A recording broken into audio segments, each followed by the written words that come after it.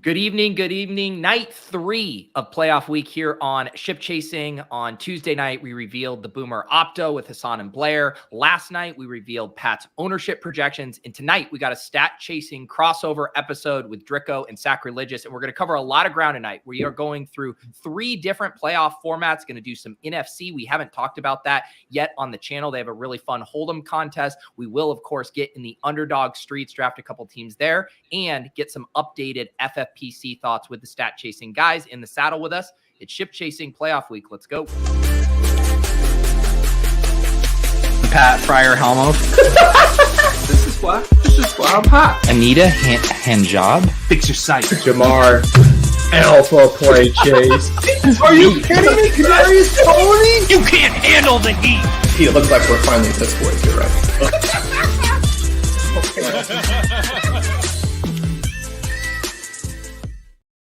All right. This feels monumental because we've done various configurations of shows, commingling, but I don't think the 5 of us have ever formed the ultimate ship chasing, stat chasing Voltron. So welcome Sacreligious and Drico to the show.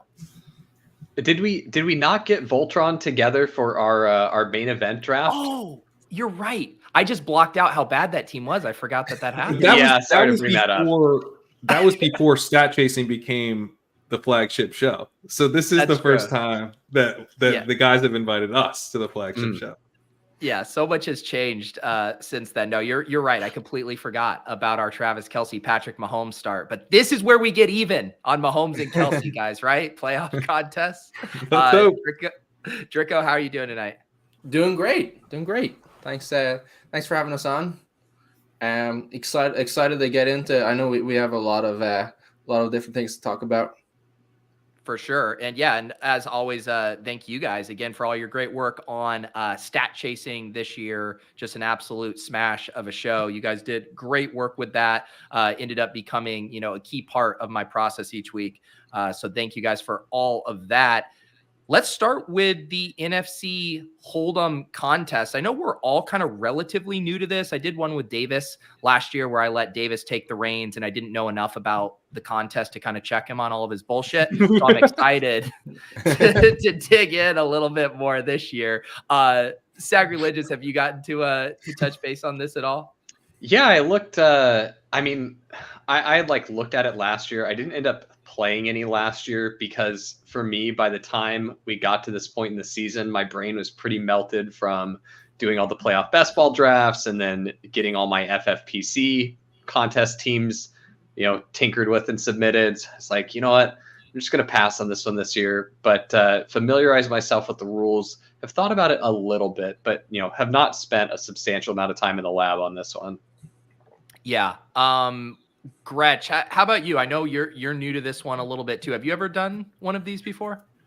I have not. No, I looked through the rules. It's definitely an intriguing contest. I like some of the layers of it. I was talking a little bit with Sack and Drico over the last few days, just about some initial thoughts. I'm excited to actually strategize a little bit more on this show, but no, I've never done it. It does look fun and it looks sufficiently complicated where the actual strategizing and the game theory of it can provide a real edge. Pete, do you have a link to the contest just in case anyone's unfamiliar with the rules? Not me. I don't mean me, but just in case. For a friend. Yeah, I just dropped it in the chat. The name of the contest is NFFC Postseason Hold 'em. And so, one of the just main differences is you're actually going in and setting a lineup each week. It's not, the set it and forget it like FFPC, you set your lineup, it's locked. Underdog, you draft your team, it's locked. This one, you go in, there's also multipliers the further along the players go. And then there's kind of some wrinkles of you're wanting to keep optionality because you can use players that you necessarily haven't used earlier in the contest. So there's all kinds of wrinkles and directions you can go here. That first, or that element about the multipliers and why it's called a hold'em, I think is a key. Just having, not having played it, but having scanned it initially, the first round, you can only play one player from each of the different 12 teams. You can see right there, or from 12 of the 14 teams. The second round, you can start to get up to 2 different players. And then it expands as there's fewer and fewer teams. You can grab more and more players from those teams. But the longer that a player is on your team, they get a multiplier for their points each week. So if you've had them on your team each of the 4 rounds, you will get 4 times their Super Bowl score, correct? Yep.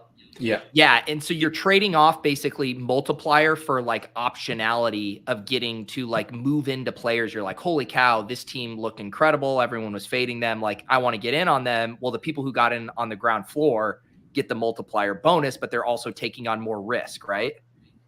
Right. And I think the at the end of the day, you start from the back to the front. Like the whoever scores the most points in the Super Bowl, like who's going to win this? It's the person who has 4x on the guys that are scoring the most points in the Super Bowl, right? I mean, and then you kind of work back from there. But like, I think that's a real key.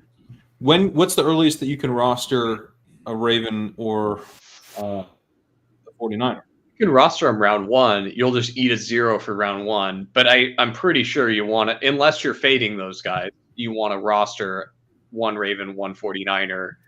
And in particular with running back being so thin, I kind of feel like Christian McCaffrey is the guy when you do, you can only do 1 from each team, but McCaffrey is a pretty obvious one, I think. I think he's going to be in a lot of teams. There's 3 starting running back. There's 3 starting running back spots. So your RB3 opportunity cost is what, like 12 points from Aaron Jones? Like, I mean, it's not a lot, right? And now you get 2x, 3x, and 4x on McCaffrey's next 3 games. Yeah. You know what I really like? And you can add a 49er the second round, right? Once you that's what I was going to say. You can get your second piece. So I haven't thought a ton about this, but it came to me as like, I think this could be a cool contrarian thing. You don't have to lock everyone right. Just like where FFPC, it locks when the first playoff game starts, right? But here you have like the ability to do this kind of late swap DFS style with it. And I think you can do that really sharply with the Ravens and the 49ers. So the way that I would think about doing it is if you get very behind, instead of going 2x Lamar, getting Lamar with your first multiplier stacking, I think you go to Gus Edwards. And you like, if you're already behind the 8 ball, you're just like, give me Gus Edwards. It doesn't mean you're fading Lamar. You're just saying that in the Super Bowl, it happens to be one of those games where Gus gets 3 rushing touchdowns and Lamar does just okay. And that's what bails you out from getting behind the 8 ball if you're playing Ravens to the Super Bowl.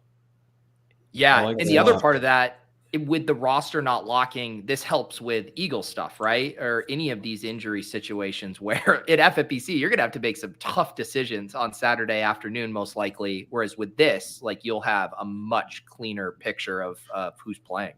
Sack, why do you like Gus over Zay? Like, to me, Zay's scoring range includes a higher ceiling in a 1-game outcome. I mean, like Gus could have the 3 TDs, but he doesn't catch a lot of passes. He's got kind of that trappy profile. Zay in a full PPR site could have his leverage on Lamar, right? It's the really strong negative correlation on Lamar. That's why I like it, and the fact that running back is thin, right? Like wide receiver, I can get whatever I need at wide receiver, but I need 3 running back spots. So yeah, but you're going to be going against a lot of Lamar 4X teams in the Super Bowl, so that leverage is pretty key. Yeah, right. That's we got Henry Muto in the chat who's been playing it in his thesis, and I remember Davis saying this last year too, that you're trying to nail the 2 QBs from the Super Bowl because most years they score the most, not always. So that's probably how the chalk is going to be, right? Yeah, of course. If it goes well for you in the first games, like, of course you want to roll the Super Bowl QBs out. But I'm saying as a contrarian pivot, when you end up behind the 8 ball after the first wave of games, that's the button you press. But at that point, in terms of the CMC point I was making relative to Purdy, it is interesting because when if you pull the CMC cord in week 1, then in week 2, you have CMC 2X, Purdy 1X. Then you have CMC 3X, Purdy 2, CMC 4, Purdy 3. It's each week, actually. And same thing here with Gus, actually.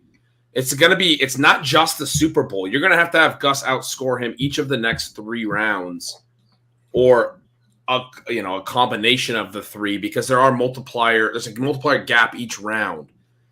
But you're only pulling that lever if you're a dog from Right. something else, right? And I think you can get there with two. Like with how the multipliers work, I think if you have 2 games out of it where, and even if it's like one of them, Gus and Lamar are similar, Lamar maybe beats him by a couple, but like you're really just hoping that in the Super Bowl, that's the gut. But again, you're only doing that when you're buried in the first round.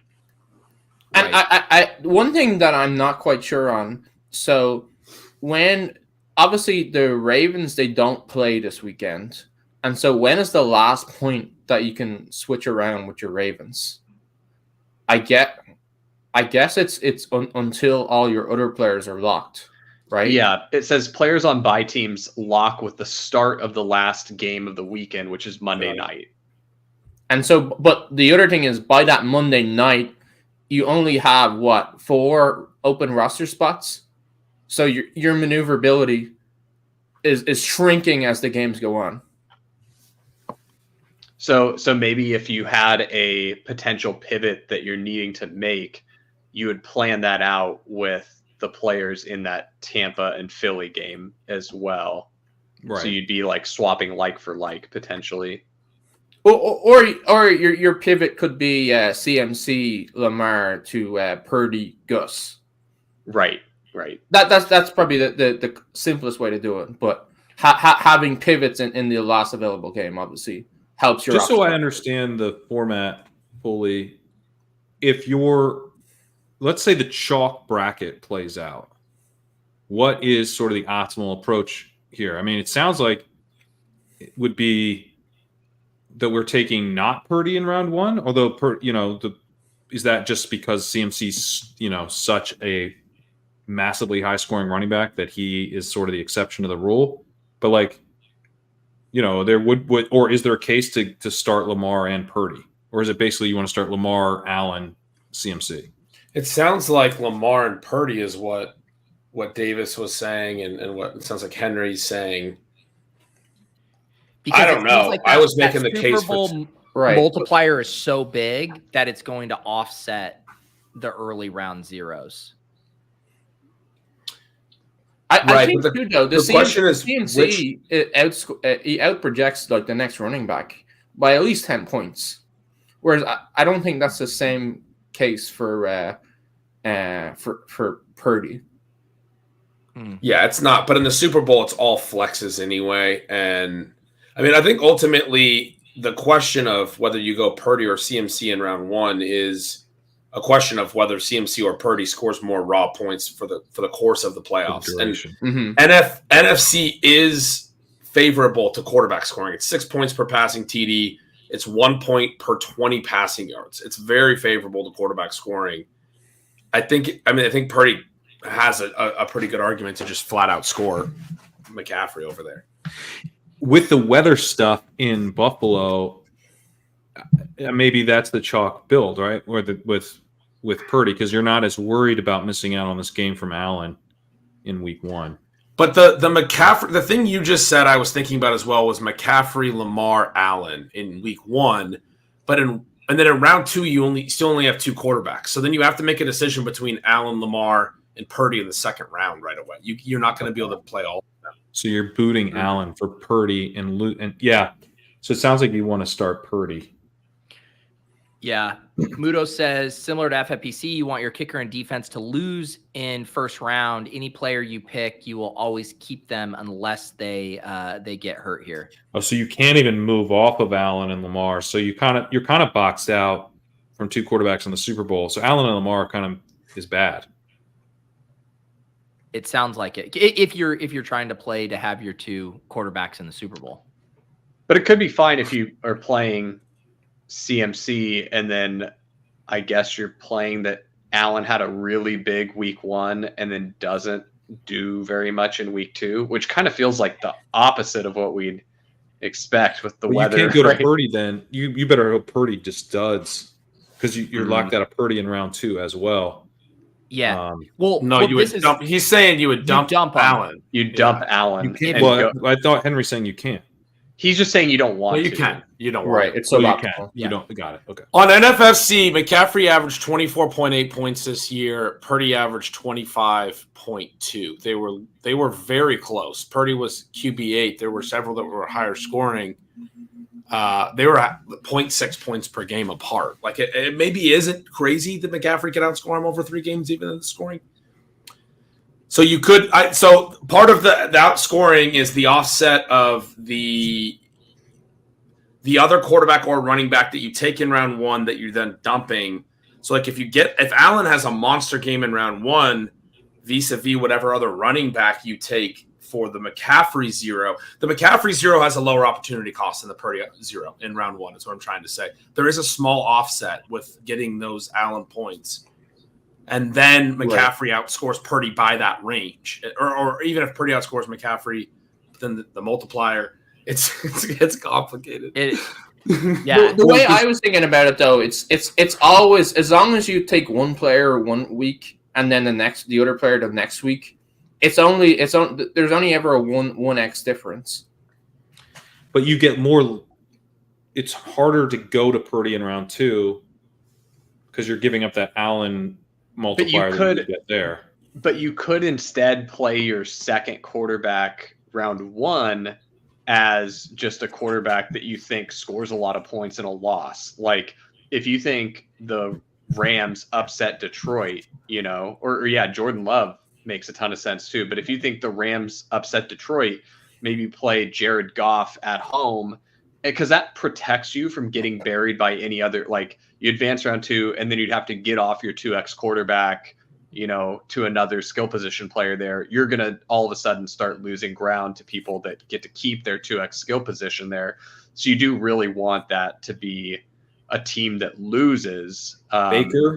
Baker sounds sick to me. Yeah.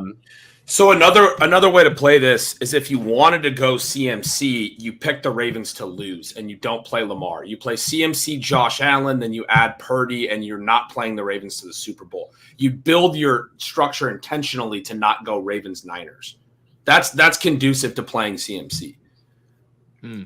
So is that a Flacco build? That might be a Baker or whatever. Oh. Yeah, but it would be But no I'm saying Lamar. Flacco specifically because that's who would go beat the Ravens. Yeah, maybe it's a Flacco build. That is a Flacco build. I think no matter what you do, Well, Allen can go quarterbacks from opposite conferences. Yeah, that's true. Right. Like you want it because then if that comes into the optionality of if they do advance, well then at least you have the option to keep them. Like you can still play it that way. Yes. Just for the audio listeners here, I do have the starting lineup requirements up. It's a pretty big starting lineup. So it's the 2 quarterbacks like we've been discussing, 3 running backs. Then there's 4 wide receiver / tight end spots, and then 1 flex spot that includes running back, team kicker, team defense. And that was the refresher Gretch was mentioning. NFC scoring different, famously not tight end premium, but you do get that 6 points per passing TD, which... Yeah, I missed this wide receiver / tight end element as well. I was trying to think through how tight end would fit, but that's interesting. I mean, that's obviously tight end very weak this year. It kind of just like takes out tight end. We don't have to worry about it. I know because I was actually thinking that Kittle would be kind of interesting in this whole San Francisco conversation, but that's not relevant. It's interesting. So, okay, this comment from Henry saying you really want your kicker and defense to lose because then you're depriving yourself of a position player getting the multiplier, the 2x multiplier. And that's because basically a skill position player opposite that kicker and D was eliminated. Is that basically why? Yeah. Or you faded a team. Or you faded that team. A team that advanced. Right. Yeah. Right. Well, if you have a skill position player opposite that you're a kicker, because you're soft fading the kicker and you're playing the skill position opposite them, your kicker getting eliminated means your skill player. Right. So you have Amari Cooper and Ka'imi. You really want Ka'imi to get eliminated. Yeah. That's very similar to the FFPC. Yeah. How we play the first round. The Flacco thing I think doesn't work for the anti-Ravens one because you have to be able to add Purdy in round 2. If you did CMC Allen, you need Purdy Allen as your 2 QBs in round 2, which means it doesn't matter if it's Flacco or whatever. I mean, I'm sorry, I'm still playing out the McCaffrey Allen angle, but the second quarterback you play in round one is more or less irrelevant. I mean, maybe you do need him to lose. I wasn't necessarily following that point. Well, you don't. Maybe. It's not completely relevant, right? Because let's say you could have had Diggs and get a 2 or 3x multiplier on him when he goes to the conference championship game.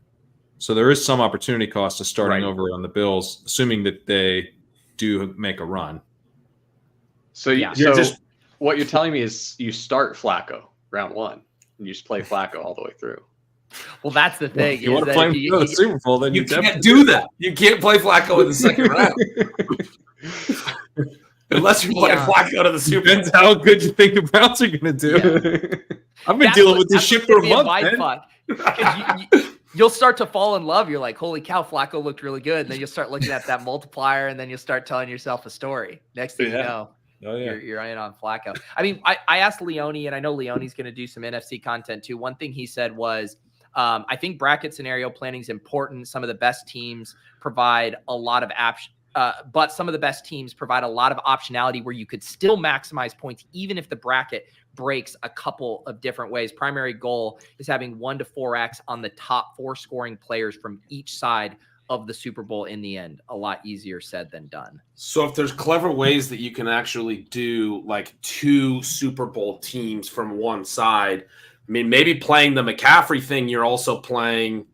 I mean, I don't know. It's so tough because in round 2, you have to add Purdy. I was going to say you're also playing like Dak or something, but I feel like you really want to. What if you add Debo in the second round instead?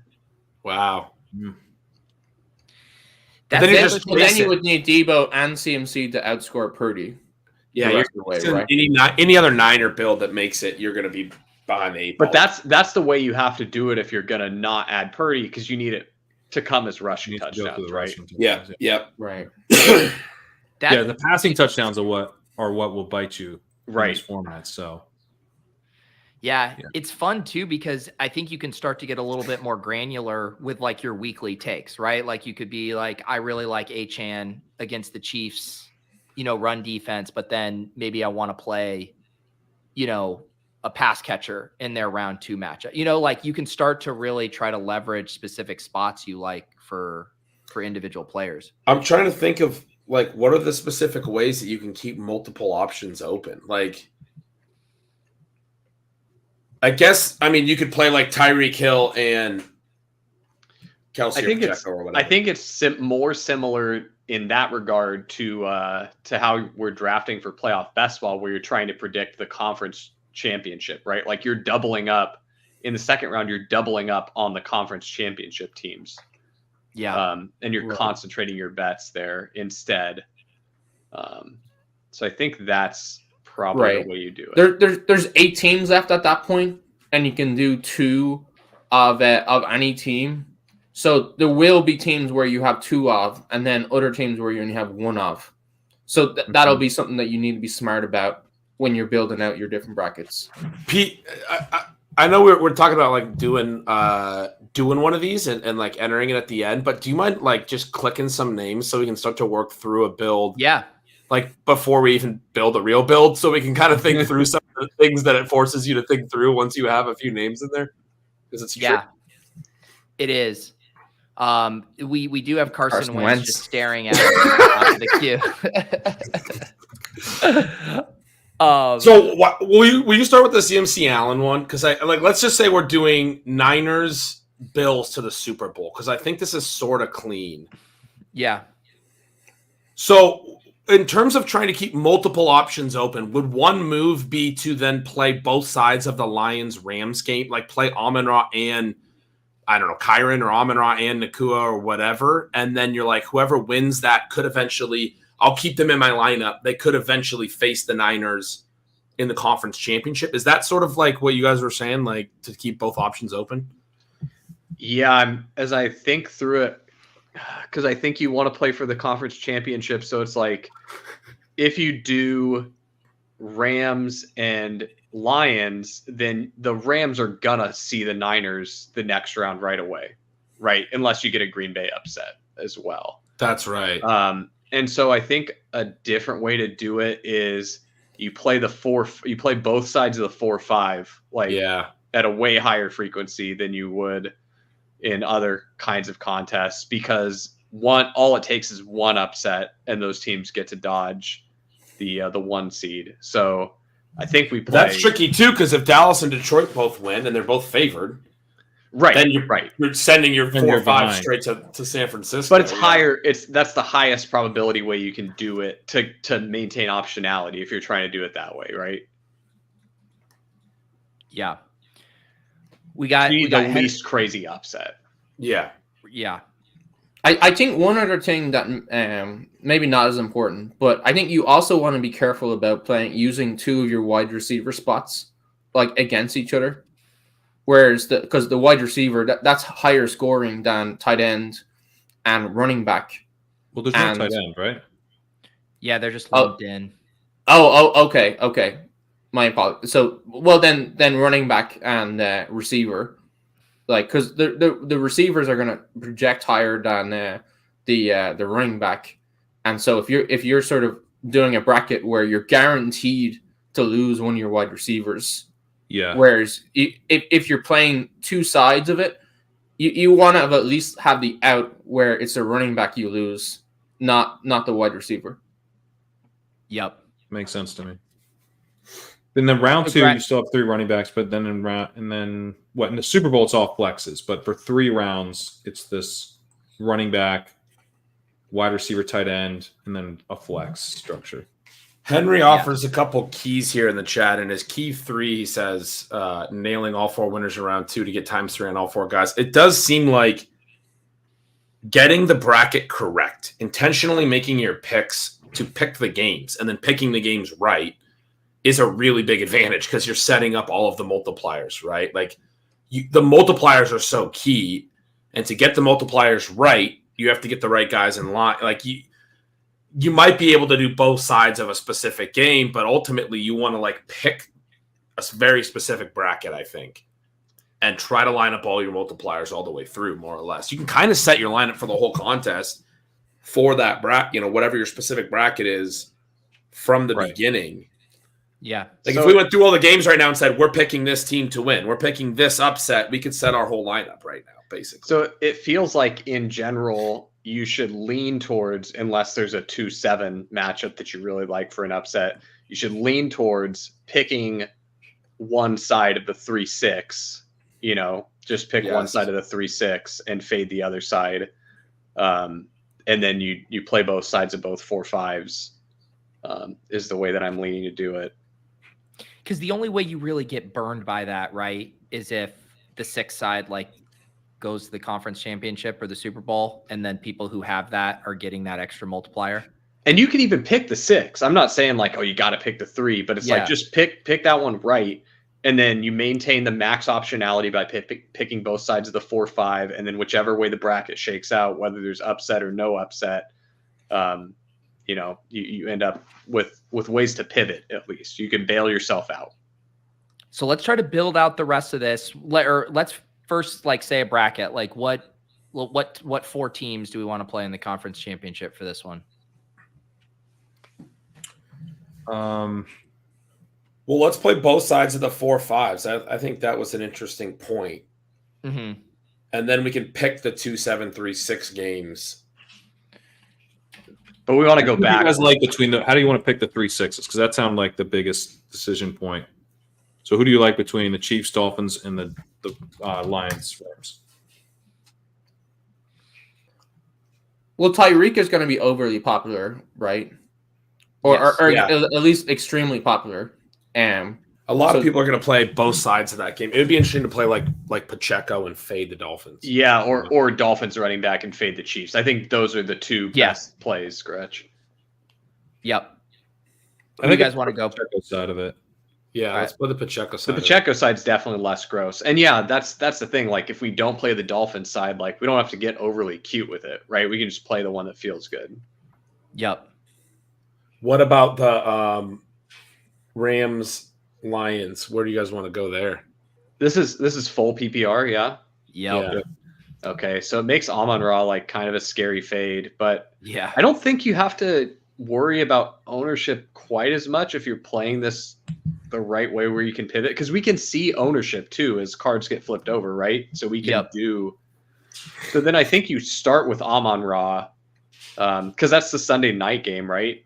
And then maybe the Rams kicker, and then we could flip. That sounds good. That's a dome game, Rams kicker. That makes sense. And then we can pivot there. You can pivot Sunday night and flip the Rams to your winner and play like Puka and the Lions kicker. Yep. I like a little contrarian. And then 2-7 will probably go, or we already have Bills in the 2. So do you just not play a Raven, or do you start with like Zay or something? I think you got to start with. Well, it depends on how we're playing that step of the bracket. Are we saying that the Ravens get upset then by? Because we've got Chiefs winning, so it's going to be the 4 or 5 plays the Ravens. So. Yeah, I think the Ravens beat them. So should we do Lamar? Well, the way I was saying, this one I don't think we intentionally was to be a Buffalo San Francisco Super Bowl with McCaffrey. Yeah. Because in the second round you have to add Purdy if you want to play McCaffrey. So I think it kind of makes sense to be doing Allen and keeping that, and then doing like a Baker, like we were saying, right? So we're saying Ravens play 2 games in this scenario then, and they're losing one of them. So that feels like we just do Zay Flowers and don't overthink it, right? That's kind of how I was thinking about it, yeah. Because we're not likely gives you nothing, no advantage extra. at all. So, So we want Zay here. I think so. And then, like, I assume on this that like you're just playing CD. Yeah. If we're doing a Buffalo Super Bowl with a San Francisco Super Bowl where CMC is optimal over Purdy, are we like contrarian like enough almost that we should be looking at more chalky stuff now, or is that not true at all? Well, we just put in CD. Yeah. No, I know. Well, we can bring it home pretty chalky. Just I think really chalky. That's what I'm suggesting. Yeah. I'm good with that. I was gonna say, what do you think about going Hurts Evans? You could go Baker, whatever, but Hurts Evans is a little less. The problem chalky. with Hurts Evans is that you're playing the Bucs to win. Yeah, but if Hurts is Hurts, they're not going to lose. Yeah, that's a great point. If they play well, if Hurts scores, they're going to win. They're going to win. So I think you just pick. Your quarterback is either Flacco or Stroud, then, right? Doesn't that sort of give you a little bit of optionality too, then? Yeah, it does. Yeah, I think Drico. Yeah, but you're probably dumping this player regardless because you're probably adding Purdy. But you're hoping Flacco lights up the Texans defense, which is pretty plausible. The optionality it gives you is if Flacco does win and Josh Allen gets upset. You can go. Oh my god! Oh my god! Okay, yeah, now you're that's your optionality. Hey, have you been hanging out with a guy named Daniel Raz? I'm just saying. That's the optionality it gives you. There's no other optionality that I see. If Allen got booted across the pond right now, he really is. That's amazing. So Flacco and then probably Nico, right? I mean, you got to go the Texans chalk. I do think we may be forcing ourselves into too narrow of a path with 2 AFC quarterbacks. That is a hesitation there. Whereas round like 2, unless round 2 we're deciding that we're going to put in Purdy. Yes. I guess I get that, but I don't like being locked into it before it's even. Well, we could start with Allen Purdy and then we're locked into it. I mean, I think you're locked into the QBs early in the contest regardless. Is sort of the way to play it. I think what Henry was saying is a lot of people are going to lock in their QBs in the first round and never change them. Yes. That's kind of normally would be optimal because you want to correctly pick the Super Bowl, but it's a little bit. That's essentially what we're doing, but we're just doing a trade-off. CMC is we're saying CMC outscores Purdy. Yeah. I think it's very unique to the CMC thing, right? Like he's It's the extremely only unique to it. Yeah. running back that could probably outscore. Yeah, Matt Stone asking why don't you take Purdy now if you think they go to the Super Bowl. There's a strong case that we should do that, but we're betting on CMC over Purdy basically. Doing a slightly different build. That's here we have to take a running back, and because we're picking both sides of this Eagles and Tampa game, are we? God, I want to play Mike Evans, but it feels like maybe it's Rachaad White, or do we do DeAndre Swift and just say that? No, that feels bad. Rashad Devonta Smith is pretty. I mean, you'll have the flexibility to make that decision. Yeah. What about AJ Brown? I mean, we'll know, right? That's what I'm saying. That's true. Yeah. I'm getting bad vibes on AJ Brown. Just me too. Sidebar. Thank you. Real bad. Are you? He's a gamer. He's gonna play. AJ Brown's my spirit animal. AJ Brown's gonna play and tear it up. Well, that's the beauty of this one is we don't have to make it, but I have a feeling we'll be coming in here. I saw the DNP and I was like, he's just chilling. He's good. He's good. I think he's good. He's walking around. He's fine. So then, who is our defense here? We're not biased. Don't worry. We're totally unbiased. We're spoiled for choice at defense here. I like all of these defensive plays. Steelers defense to stick it to Liam. I kind of like Miami too. Yeah.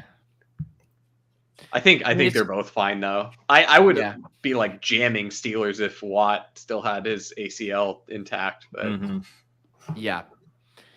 What Houston player are we playing if we're playing Flacco to lose? Oh, sorry. Yeah. Sorry.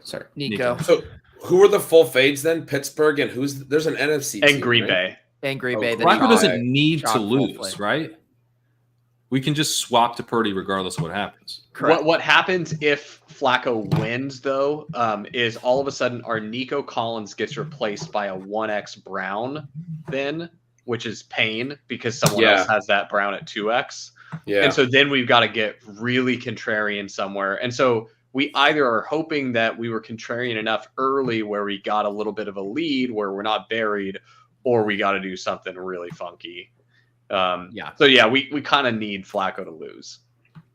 Is there any case for going like Amari and Baker?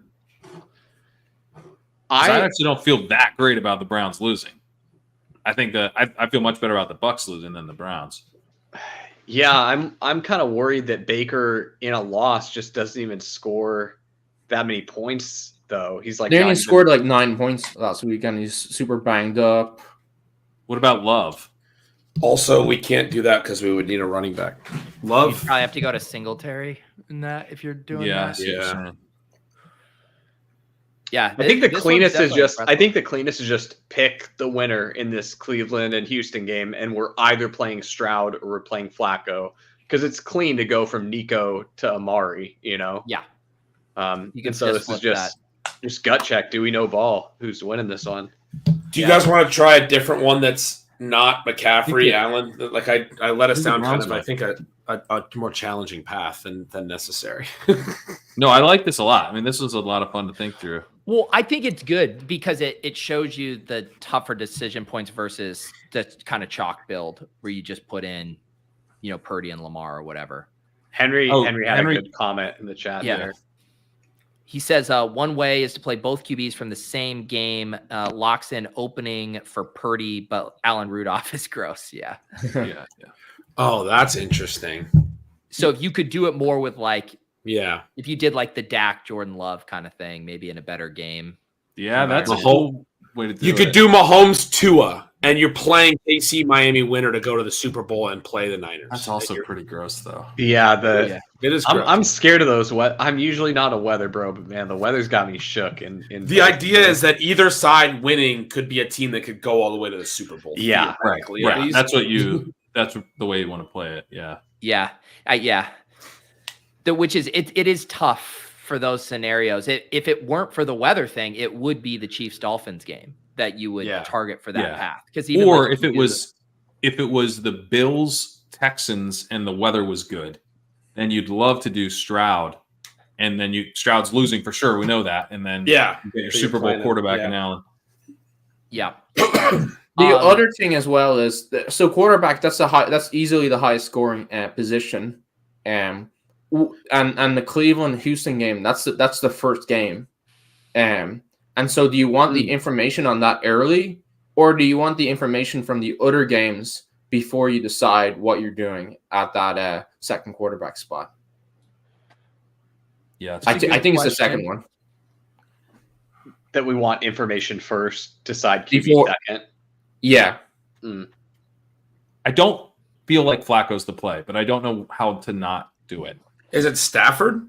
And then you somehow move the kicker situation out? Because if we're playing Flacco to lose, we're playing the Rams to lose. That's true. That's a good point. That's a great one. I like that.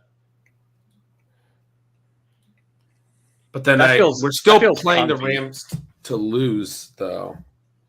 Can we go? Right. Can we go? Or, I mean, the Browns to lose. How do we fit the Browns in? Yeah, then we go Ka'imi instead of Nico. Yeah, that's right. And then, where am I? I like that better. Yeah, that was a good call, Drico. Yep. Good to have some input. Nailed it. And then what you could? I mean, I guess you could do Amari or. You could do Amari or Njoku if anyone has strong. I assume in this. You could do Jerome Ford, Mike Evans now if you wanted to go to get the other running back off Cleveland. Yeah, a lot of 2v2s start to open up for sure. I like White Amari better. I think we can. Yeah, not worry about chalk. It's like play the best plays at this point. Yeah. I feel like I like Njoku more than Amari straight up right now. In just regular PPR, even in this, yeah. Wow. Where were you during week 16 of the NFL season? Where was Amari during week 17 and 18? Njoku's game log has been really consistently strong.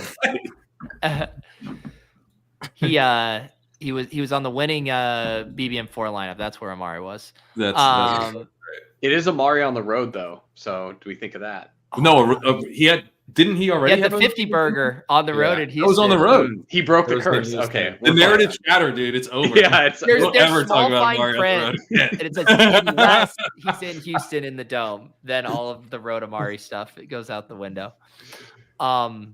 All right, that was fun. I will be curious. I know a lot of you guys have thoughts. Mudo, I appreciate you weighing in. Some of you guys, if you guys have other thoughts on this contest or strategy, definitely drop it in the Discord. We're eager to learn and pick your guys' brain on that. We're obviously trying to figure this out on the fly, but a fun format. And we will we'll keep you guys posted on how it goes.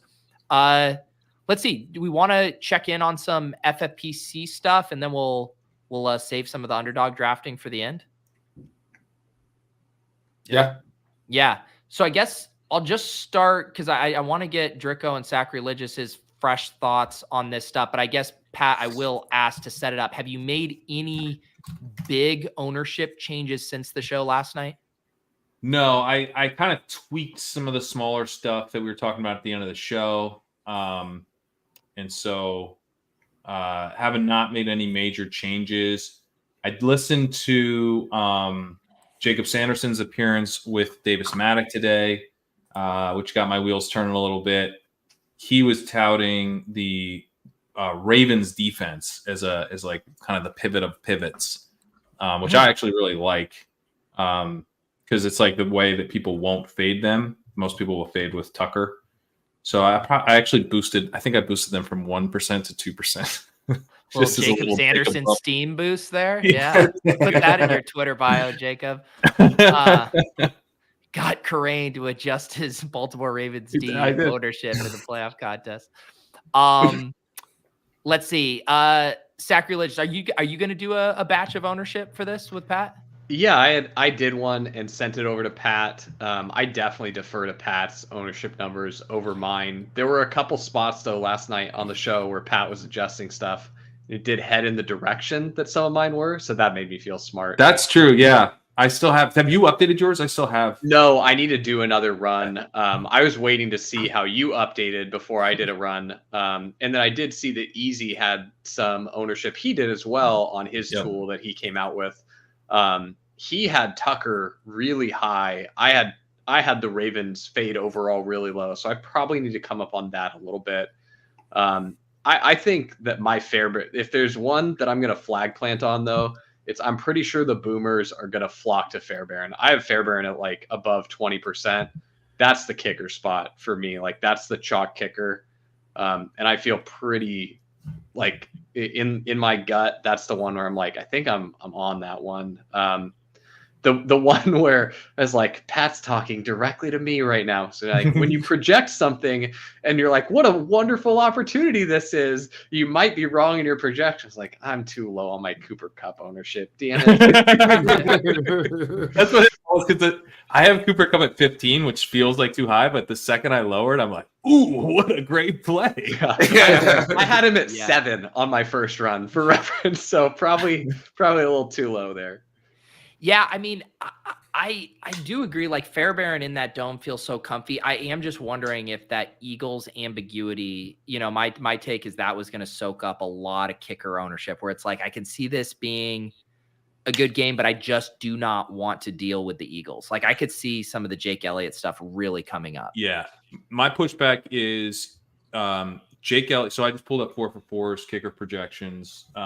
Jake Elliott is kicker 5, and then Chase McLaughlin is kicker 9. Ka'imi's kicker 10. So I think the kicker bowl is probably going to be the Bucks Eagles game. The only thing I will say, I don't think anyone's actually looking at kicker projections when they make their kicker decisions. I think the Boomers might look at kicker projections. I think they're pulling up their kicker projections. Like, hey, 10.2 versus 10.1. I mean, you got to go with McLaughlin. I mean, I was the guy looking at defensive projections last night, so whatever.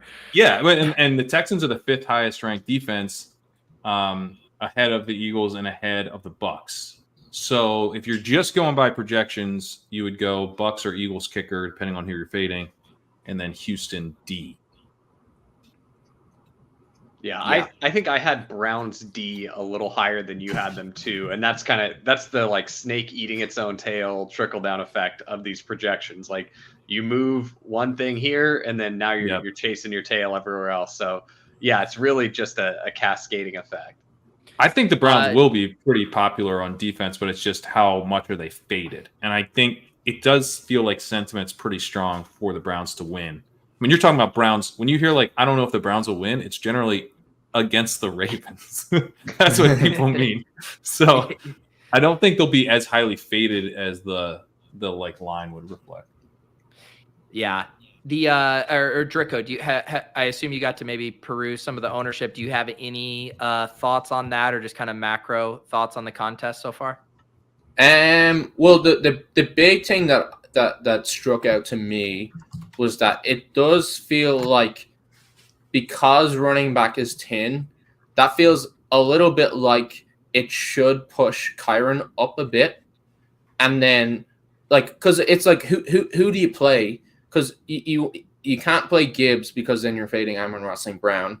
So that does feel like something where it's pushing Kyron up, and then he's not even like, he's projected decently, but not like amazing or anything. Not like he's not like gapping anybody. And then that could be something where it opens up Cooper Kupp and Puka pretty nicely. Other thought I had was, and maybe this is kooky, but if the Eagles, despite all expectations, do actually go to the Super Bowl, you're going to really want Jalen Hurts. And if you look at the Vegas odds, they're only like 700 to get to the Super Bowl. Like that doesn't feel like an insane like bet. No, I know, like I probably sound like a crazy person, but that the probabilities there don't seem like bad at all. I mean, he definitely wasn't talking about his fingers not working today, so. Well, I'm also laughing because I read Sean's piece over on RotoViz right before the show, and he wrote up like how to play every single offense in like a contrarian way too, and he literally just self-excluded from the Eagles thing. He said, "I'm not touching the Eagles." Like he's full fading the Eagles. Wow.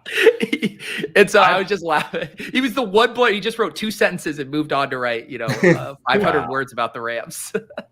I've taken actually a ton of. I love the Drico take there of Hurts because like if Hurts is right or righter than we're worried he will be, the offense runs through him. He's got such scoring potential, and like he will power them. Like he will be the reason that they make a Super Bowl run if they do. So you're capturing the points within the player. Ben brought this up when we were in Discord the other day.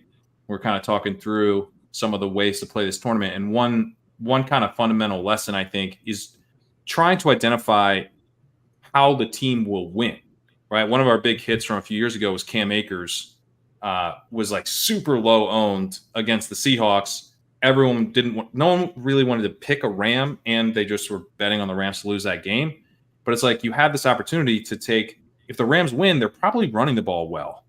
And so you're actually getting the player who's going to drive that upset. Derrick Henry back in the day, like that. It's like you're taking Henry over A.J. Brown because if the Titans win, it's because that's going through Henry. So Hurts gives you that opportunity at quarterback, which is definitely interesting at very low ownership. And he's going to outscore all the other Eagles by so many points as well, if that happens. Yeah. Right. If the Super Bowl, yeah. If they make a run to the Super Bowl, the path is brutal, but to Sacreligious's point, they're in the 4-5 game. In the 4-5 game, you just need one of the other upsets, and then they don't have to go through San Francisco. I mean, it seems plausible, right? Either the Packers or Rams upset. The Eagles are then not going through San Francisco. I think you maybe want the Rams to upset because the Rams could give you want the Rams. You want the Rams because you do not want Philly having to go to San Fran. And I think you have like a small out of the Rams beating the Niners.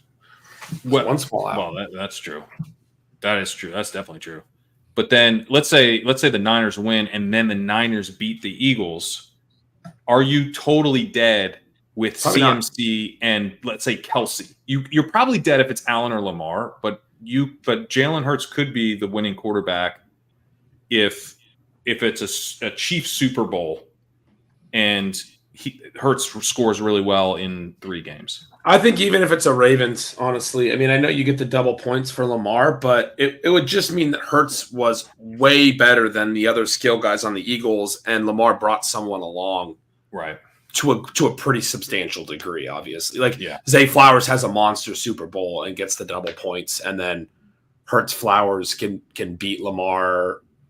Or what about James Cook if it's a Bills Super Bowl? I mean, maybe it's possible. Yeah.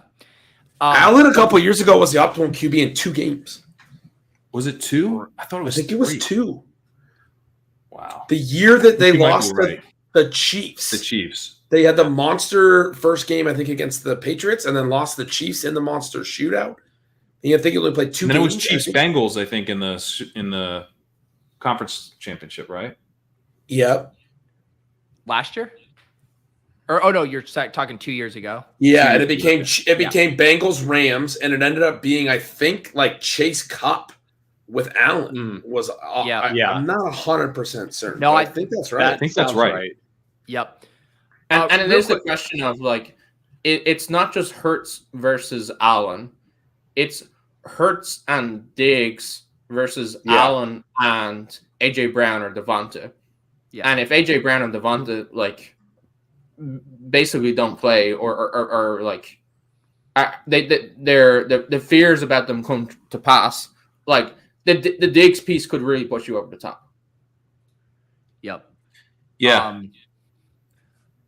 I want to give just sorry, I just was gonna or sorry, no, finish that thought, Pat. Well, I was gonna say you need, in order for that to happen, like in order for you to take a Hurts, you want that guy to be able to go absolutely nuclear in 2 games and at least make you live. Right. In 2 games. And that's Hurts. Like Hurts can do that. Yeah. He can rush for 5 touchdowns in 2 games. And you're like, all right, well.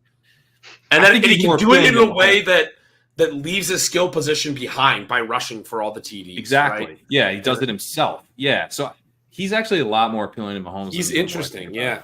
Yeah. It's a good take. I just wanted to give a couple plugs. If you guys missed it last night, Pat has his ownership projections available. If you guys are legendary upside subs, Discord members, you can get in there. If you're ship chasing YouTube members who have unlocked that Discord, it's pinned in there. And I also wanted to give a shout out. Sacreligious referenced it before. Easy released a really cool tool for, kind of hand building out various brackets and scenarios on his site. I'll drop that link down below, but it's a really cool way to basically build out a bracket. And then you can kind of run and see what the optimal using his projections would be for that bracket. And then you can kind of start to fiddle around with different like 2v2s, different scenarios, kind of see how much am I giving up? And then also seeing like which players play better in like 3-game scenarios versus just one. So a really cool tool. And that plug for built the ship chasing Discord. If you're in there, there's a version of the tool with my ownership projections built into it. So jump in the ship chasing Discord. Yes. Very, very cool stuff there. The thing I've been thinking about lately that I can't square is that I just feel in my bones people wanting to get off Kelce and play Pacheco. I feel it, and yet I'm just really struggling to figure out which tight end is going to backfill behind him. It has to be Njoku. I'm pretty sure it's Njoku then, yeah. But to what extent? Njoku, I've thought about this too, Pete, since last night, and I think you're completely right. I think Njoku winds up higher than Amari. I think he may wind up higher than Kelce. Wow. Pat, I don't think you had that, but no, I don't. No, I haven't. Yeah. I have an Amari, but I could see being wrong on that, and Kelce coming down. I mean, the narrative is flipped on Kelce. People don't want to play Kelce. They don't want to play him, but I also does. This is like what Zach was saying with having 7% Cooper Kupp, because if you tell me that Njoku has more than Kelce, I'm going to tell you Kelce's the best fucking player in the tournament. I actually do want to play him at that point.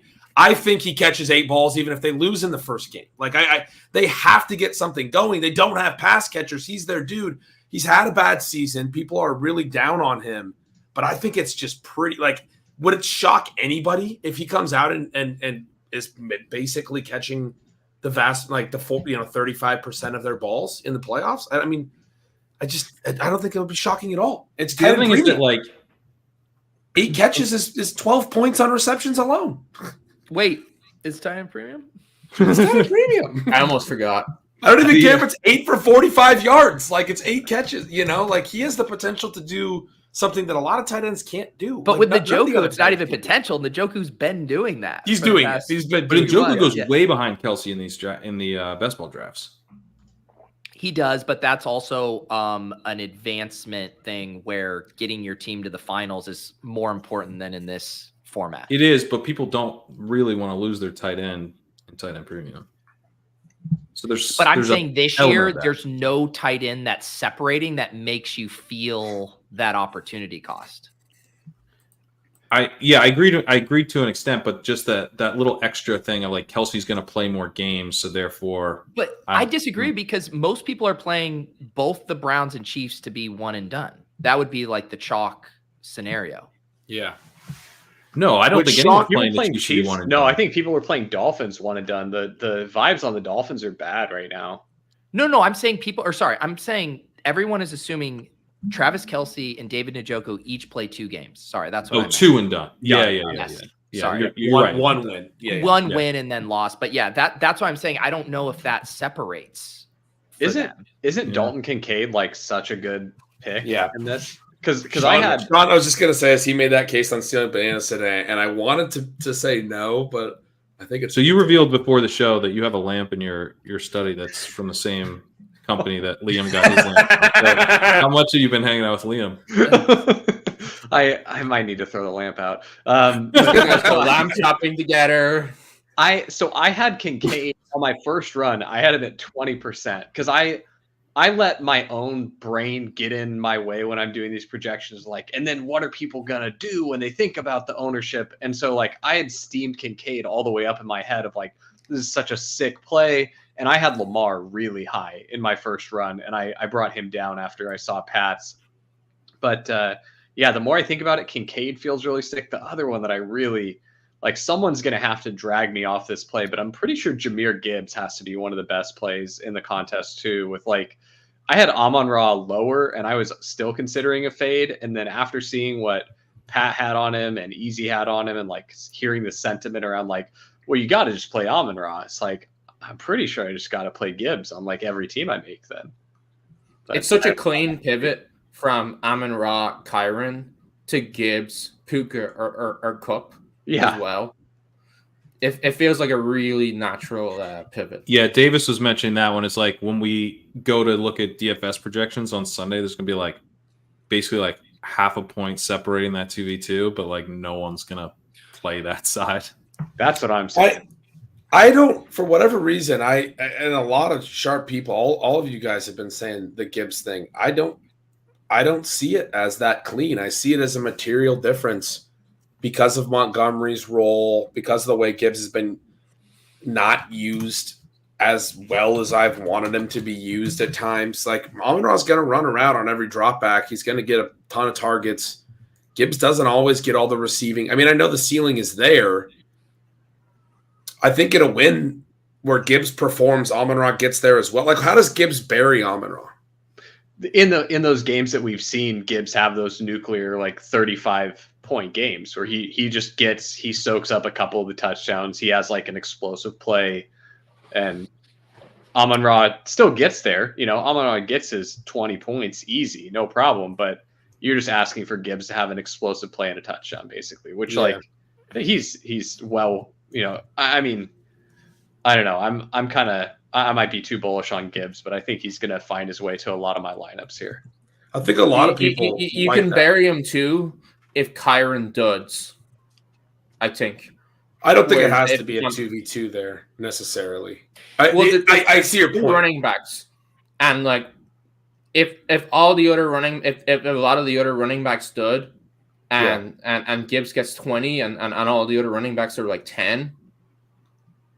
Yeah. Like I don't think it's just Gibbs versus Amon-Ra. Like you have to factor in how thin running back is overall. And I do think it's best as a 2v2 because it gets you off of Kyren, who's going to be chalky.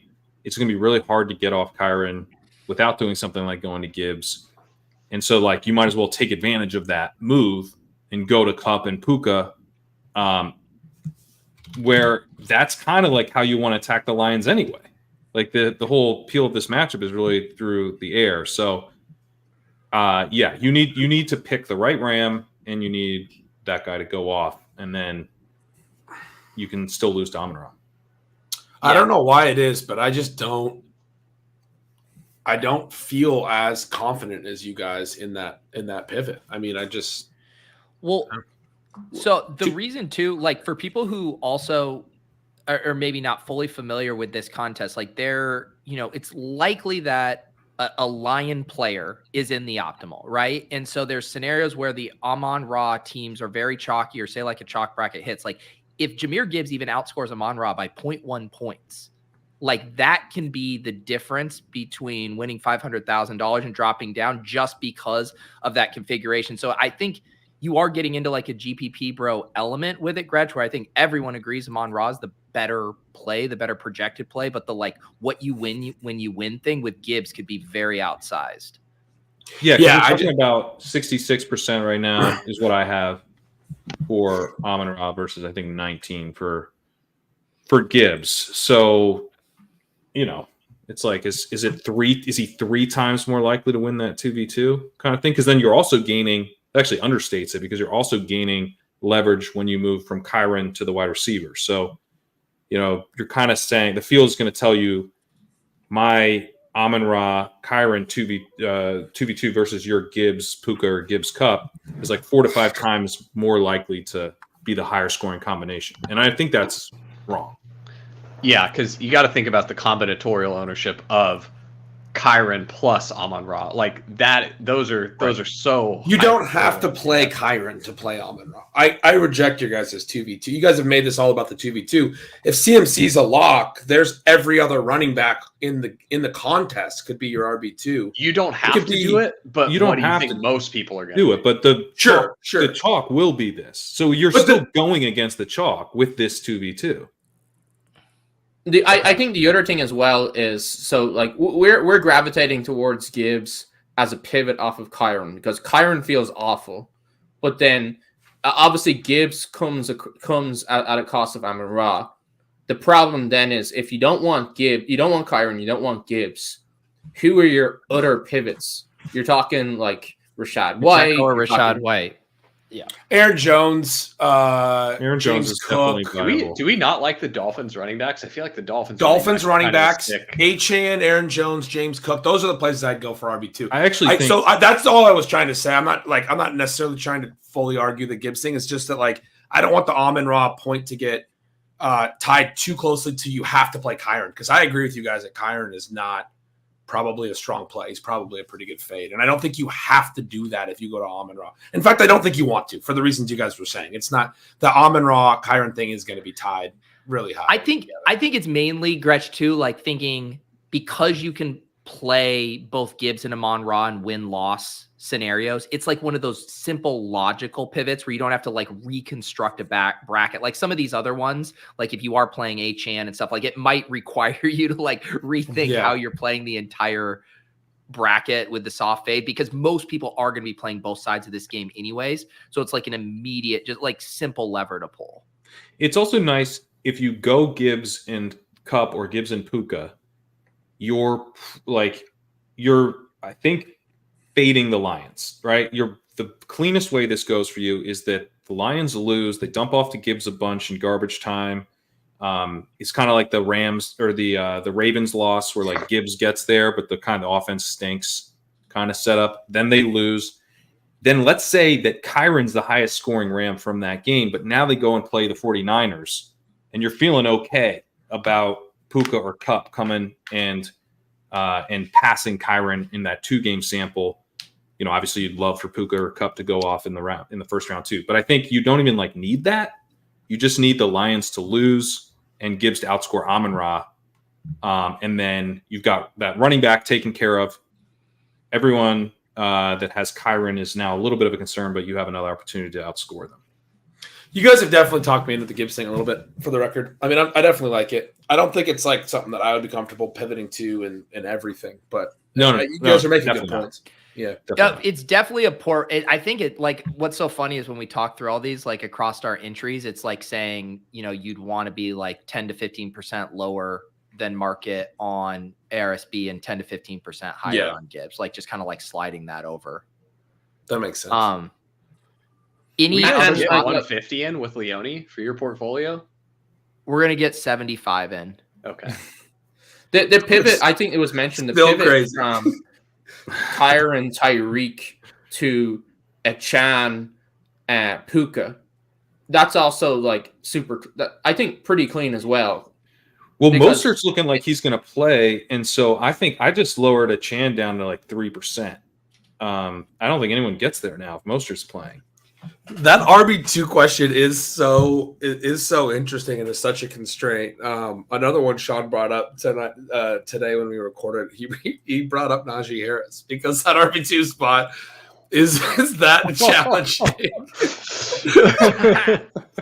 Pat's about to put his feet up on here, Kadiri style. I read that.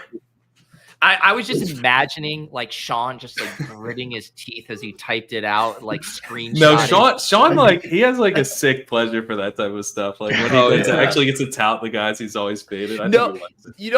Watching Sean like have to write about like Joe Mixon or Leonard Fournette over the past few years, he hates every second of it. Well, that's true. Yeah, he's never come around. Look at Nez pops up in the chat. Now we're talking. No. I still blame Nez for wanting the Steelers to make the playoffs. I think that's why we have to deal with it. That's his fault for sure. Let's see. Any other kind of bigger angles, you know, I don't know if you guys got to watch the show last night or things you guys find particularly interesting right now as far as decision points? Easy in the chat says Puke Gus Edwards. And I've got to be honest, I definitely thought through this of like my ultra contrarian way to play. Like if you happen to do like a Purdy team where you're stuck at running back and you're like, well, Lamar gets all the touchdowns vultured by Gus Edwards. And I just do it that way. I don't think I'm getting there on any of them, but it was a thought I had in my brain for a second. It's such a weird needle to thread, right? Because like Gus Edwards' vultures are going to be positively correlated with like the Ravens rolling, but you don't want them to roll like more than 2 games. Like you want the one game where he gets you the 2 vultures and then they flame out is probably what you need for that. Yeah, but then it's like, and who do they lose to then go to the Super Bowl where you're still feeling good about, like, they can't lose to the Bills, you know, because then you're feeling pretty buried by the Allen CMC teams. Yeah, I think what you're hoping for is, and I can actually envision this, right? You're going against the Cleveland Browns defense, and they run the ball. Gus scores like a couple touchdowns in the first half. They control the game, and then at the end, Flacco just starts chucking it, and he storms back, and like before the Ravens know it, like it's like tied. And then they like stall out on a drive. They punt it back off to Flacco. Flacco comes marching down the field, kick a game-winning field goal. Ravens lose. They felt like they were going to win the game the whole time, and they played. Yeah, one of those second halves where they have a bunch of 3-and-outs and they just get like no plays on offense at all. Yeah, exactly. And Gus was rolling in the first half. You have a nice little score, and then they lose. That can happen. It can happen. Like I said, it rolled around in my brain for a little bit. It's probably not making the cut. It's going to end up on the. I think it just made my shopping floor. Oh my god! I like it. That's ready for it. It really is hard with these backs too, where you just have no pass catching stuff to hang your hat on, and then you have like Kareem Hunt, Vulture. Yeah. There's just so many attack vectors for some of these plays. Yeah. One thought I had with sort of tight end ownership condensing on Kelce and Njoku, and obviously Kelce's older. The last couple of games have not been great. It does feel like a year where the overall tight end projections are sort of low, and so if you can get a fluke FFPC tight end game from a random guy. Like that could be really, really meaningful. Like I know, Sack, you had said to me like a couple of weeks ago, Jake Ferguson. Whereas like if Jake Ferguson can just smash the other tight ends, not necessarily CeeDee Lamb, then that could be something that sort of works. Like again, still like a low percentage play, but those sort of plays seem more in play than before. Yeah, if you're playing like a Cowboys lose in 1 or 2, you could. But for me, like I think Jake Ferguson's probably a little too gross for me to get there. But like Dallas Goedert feels pretty good, especially like if it's really ambiguous on Saturday still about the injury status of the Eagles, and maybe people aren't like Goddard doesn't catch quite as much steam because people think AJ Brown might play. People think Devonta Smith's fine. Maybe you just go Dallas Goedert and are you playing them to lose in that scenario? Like, are you then playing Mike Evans? Probably. Are you playing a Buck skill player with him? Yeah, I think so. I think with Goddard, you probably do want them to lose because if they win, he's probably smashing because AJ Brown is out. And then AJ Brown is maybe coming back, and then the targets get diluted. He would be my favorite. The guy I was going to mention that to me checks all the boxes that Drico is describing, where the opportunity cost is low, the targets could be there. It's Dalton Schultz. That's why I was literally just about to say Dalton Schultz. Don't get me on Dalton Schultz. I've been hammering him lately in the playoff contest. I just pulled up Houston, and I was just like waiting to see if you guys are going to be psyched about Dalton Schultz and then raise his ownership to 5%, which is what I've just done. I did just check because Noah Brown was looking dicey. He is officially questionable. He got into practice today, so it does look like he's going to play. But like, still, that guy who could just vacuum up. I mean, he's averaged 7 targets over the past 3 weeks. He could easily get peppered in that spot and have like a pretty sick score in a losing game at just nil ownership. God damn it. I hate that. How right that is. Like, you brought it up last night and I just pretended like you didn't say it. And then like you got me tonight. He had 8 catches against Cleveland last time. Yeah. No, there you go. Yep. One other guy that I'll float, Tucker Kraft. Yeah. What's the splits with him and Musgrave right now? Because Musgrave's back now, right? Yeah, that's Why is You've made Greg violently ill. Why is Pat cracking himself up so? I'm not. I'm laughing specifically at Sack just going, yuck. With Musgrave back, I mean, do you want to play a tight end committee there in a really spread out offense? I don't know. How's Musgrave looking? Are we sure he's going to play much? He's 6 routes in week 18. But yeah, this contest feels a lot more spread out than it has been in the past, and we're just sitting here like naming all of these like ancillary pieces that one of these names is going to be right. Like, I mean, it's definitely possible. I just think the reason I like the Schultz stuff, not to beat a dead horse, is because the opportunity cost is so low. And you don't have to tell yourself these gal brain things like with the Cowboys where it's like, well, Jake Ferguson scores 2 TDs and they lose. And like, you don't have to do that with the Dalton Schultz play. And you're only fading Nico in terms of who's going to actually be in other people's lineups. When a lot of these other players, you have to fade like 3 or 4 teammates that are going to be in at least 15% of lineups, and that makes it really challenging. Yeah. I take it back. Gibbs isn't the best play. It's Schultz. Schultz is a really good play. Paul says dudes could literally sit around and name fringe FFPC playoff contest plays and have the best time. I mean, that's literally what this entire week is. That is part of the deal with Gibbs, though, and I do think that's part of what makes me think that's a valuable one. Is like, I mean, Amonra could just have like a 3-catch game, and there's no one else that's being played from the Lions. There's no Laporta. No one's actually going to go to David Montgomery. No one's playing Goff. So you don't get buried, and you do fill a running back slot. I mean, all it takes is he could have like a 12-point game and be the right play. Although in that scenario, you might have just wanted to fade the Lions. Yeah. Let me ask you guys this: Kelce versus Pacheco. Do you think Pacheco can come in higher than Kelce? I do. I really do. I think I had him really close. Let me. You originally had 44% Kelce and 34% Pacheco. Okay. I don't know if you updated that, but.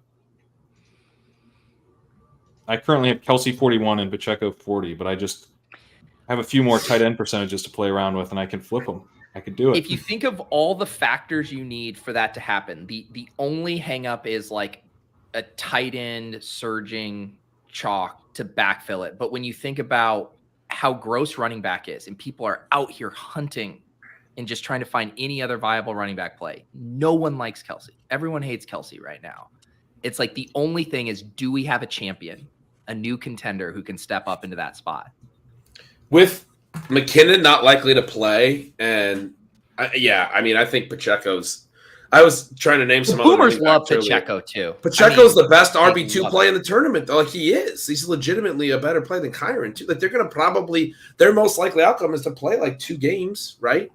Like that. So this takes away some of Kyron's ownership. I think Kyron's going to come in lower owned than we think if Pacheco is the highest owned. I think you're right. What if I told you guys that ETR has Devin Singletary projected for more points this week than Pacheco? Oh, that would blow my mind. The Pat, the point about Kyron, I've been feeling that was going to happen too. So I think that's right because everyone I'm hearing is saying play Puka or Cup. And no one wants to play Kyron. Yeah. Yeah, I could be. I think just the not having it really does come down to Njoku. If Njoku can separate from Amari, from the Browns D stuff, I could certainly see it happening. But Njoku's clearly the hinge point on all of this. Should we build a team? Yeah, I actually already got us registered here. I'm excited to see whether this is a Gibbs, Pacheco, or Dalton Schultz team. Let's start with Drico and Sackreligious here. Drico, why don't you kick us off? I will. That was a maniacal laugh. Yeah, I'll go for Puka. Puka and the Cool. Okay.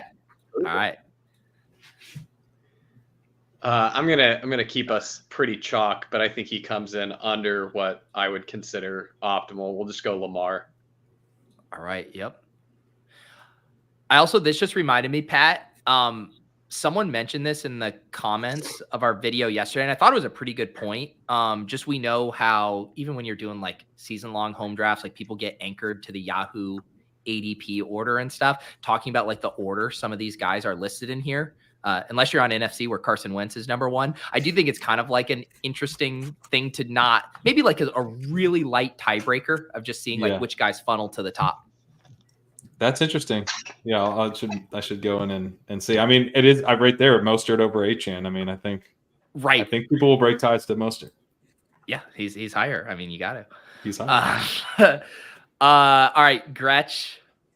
Giving you this pick. Me? Because then we went Drico, Sack, and then we just go right down.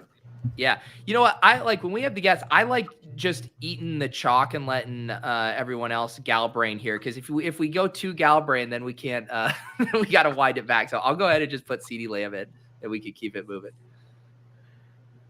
We just said he was the best play of the tournament, so I'm going to go Dalton Schultz. There you go. This had to be a Dalton Schultz. Yeah. Team. I'm gonna take Pete's line of thinking and do Christian McCaffrey, and I want to see what these guys do at RB2 now. All right, back to the maniacal Drico. I was hoping I'd get somebody else to say this one. I'll go for Gibbs for RB2. There you go.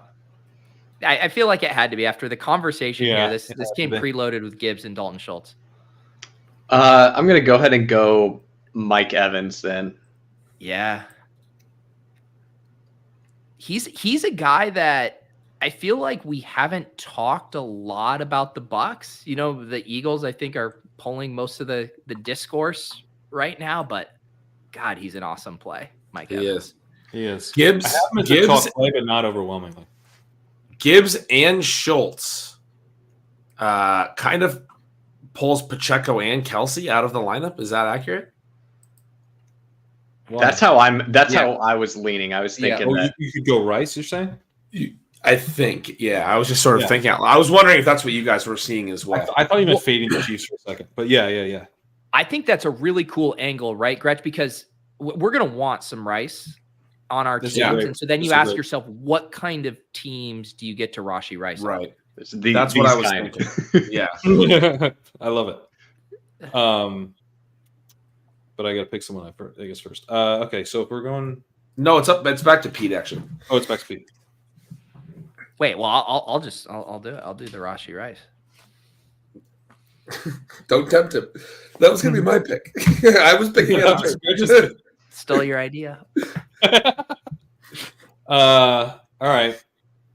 I'm gonna go Jake Elliott. Mm-hmm.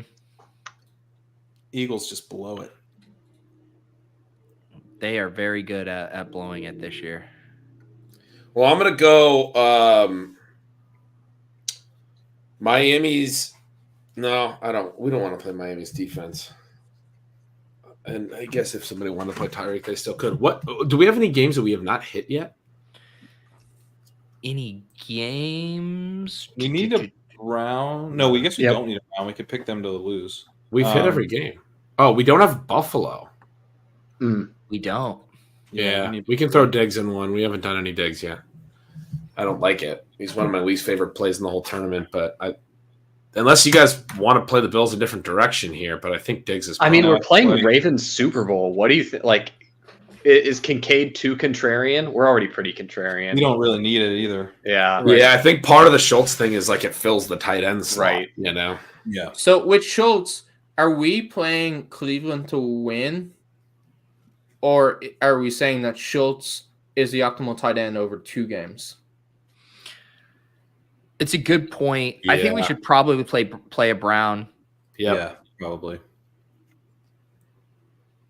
And are we on a Murray then? Because we're off. Yeah. I think this would probably be the spot to get your Amari, right? Yep. This would be the spot to do Amari. This is a fun team. Yeah, this took you down like a lot of good pivots. So then we full fade Miami maybe, and the DST is Steelers. I think we could go Miami D. If we wanted to. We could. Right. Basically want to randomize D. So yeah, I think we can just randomize between these 3. Yeah, I mean it's an interesting what's interesting about this build is you're full fading the 2 chalk full fades, but you're so unique in so many other spots. which makes it fun. I like that. So for the audio listeners, Lamar in CMC, Jahmyr Gibbs, Puka Nacua, CeeDee Lamb, Rashee Rice, Mike Evans, Amari Cooper, Stefon Diggs, Dalton Schultz, Jake Elliott, Miami defense. This one's super fun to me because it doesn't feel like we're giving up that much projected points. Like, it doesn't feel galaxy brainy to me. No, all these pivots feel like reasonable pivot plays that we've talked about when we've hit on these teams. We want to get a little Rashee Rice in here. We want to get a little Amari in here. We want to get a little Gibbs in here. Like, they're all reasonable plays. What I like about this lineup is that every time we made a pivot, we were like, what does that open up for this lineup? And then we took advantage of that. So like Dalton Schultz, then we go to Amari, then we go to Rashee Rice. I love that pivot, right? And so it kind of all works together. We get off Kyron because we get Gibbs. It's like would you say that this lineup tells a story? I was what I'm saying. Well, it's cool because, like you said, I do think a lot of ways like phone shitter hand builders will do this contest is you'll make the one pivot, right? You will do just the Amon-Ra to Gibbs and then build it out, but then actually really thinking through what does that open up roster construction wise and just send you down a completely different path in a logical way is pretty cool. Yep. I have us 13 points on weekly projection off of the using the ETR projection, 13 points off of the Boomer up though. Okay, that's pretty good. That's wow. Really yeah, with probably almost half the ownership. Half. That's insane. Yeah, like 2/3 the ownership. We built the nuts. Don't dupe us, bros. Yeah. Don't dupe us. This is too sick of a team. Well, you'll know that Liam was going to put this team in, but with Kincaid. So at least we've got. Yes. All right.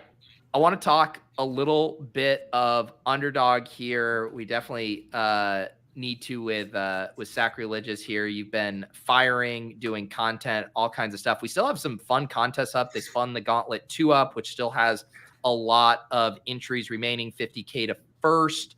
The little Gauntlet is about to close like here within a few minutes. So if you want to get your final ones in there, there's some mittens.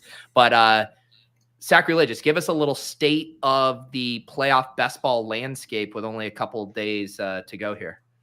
Yeah, for me, this last like kind of home stretch has just been still trying to get down volume. I think I'm approaching 900 teams now. So we've Is your goal to hit 1,000? That was my original goal, but it's feeling rather lofty at this point. Yeah, it's. I was making fun of Davis for saying he had like 275 on the Swolecast. Yeah, it's gonna be tough to get to 1,000. My like new attainable goal is to just max the Gauntlet 2, which is rough. Like that's a lot of drafting from when it dropped to Saturday, and it's not like I don't have other stuff to do. But wait, what are you at right now? How many have you gotten in? Oh, where are we at right now? Gauntlet 2 is at I'm just under the halfway point. I got to 74. Pat, I don't know if you noticed, but I was ripping Gauntlet 2s while we were streaming DK earlier. I didn't notice. I didn't. That's great. You were quite interactive. You know what you remind me of? Like a bodybuilder when like they're eating like pounds and pounds of steak, but they eat so much steak they cry when they do it. Yeah. That's contrast right now. It's no longer. It's reached way past the point of enjoyment. This is not a bit. Sackreligious on our stream today was compared to DK Metcalf or AJ Brown. Unclear which, but I mean now true. Bodybuilder as well. And Nez asked all manual. Nez, not only all manual, how about all single table? I mean, I guess that's a little bit of a stretch. There were some mittens where it was filling where I had not a ton. I have time to touch grass after I ship these playoff contests. But no, I did multi-table a couple, but never really like ideally not multi-tabling. I do two at a time because I get the tool up and I'll get tool draft on each of my monitors. a lot of the time I can get myself to the point where I can build my queue out well enough to where if I never check it again after 5 or 6 rounds, I'll be okay. And sometimes I can like tab back if I need to. So that's how like a normal draft takes. If I do a full draft without switching before the end of round 10, it's 10 minutes. And then if I do it the way that I do most of them, they're like between 5 and 6 minutes. And then I might have to tab back once. But right now it's been about just hammering the Texans and hammering the Bucks for me, because those teams can't come up in price enough now, like with their odds to make conference championship, like they're low, but with how good those players are for like advance rate pieces and like where they're just stuck in ADP because of like all the volume that's gotten in, and you know the Browns have now shot up, and I had so much Browns early that it's like, let me go ahead and get a ton of Texans to try and just like, it's not necessarily hedging the bet. I mean, in some ways it is hedging that bet a little bit because I like the Texans to upset the Browns, you know, so I want to play that game both ways. I've also been getting more Rams and more Bills now that we have the contest where the ADPs, you know, the historical ADPs don't matter as much. I was kind of out on those lower probability playoff teams earlier where I got some of them, but you know, I think I only ended up with like 6% Josh Allen in the first gauntlet. So definitely good to mix some of that in. What I've been noticing now is you get a lot more casuals in there.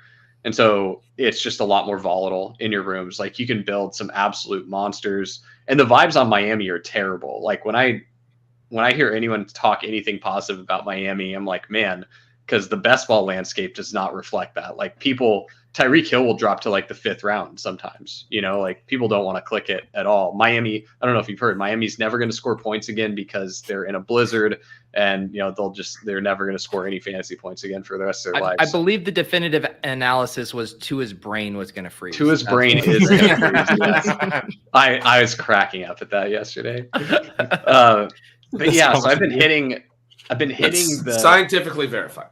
The 49ers hard at the back end of the draft, because you can just take that, and then your best case scenario is people let the 49ers slide, because that's inexplicably happening right now too. Like I've gotten a couple 3 49ers combos. I've gotten a CMC Purdy combo, which like that hadn't been possible since like the first couple weeks of the first gauntlet. So being able to get that in with the current ADP landscape, that one feels like a pretty strong team.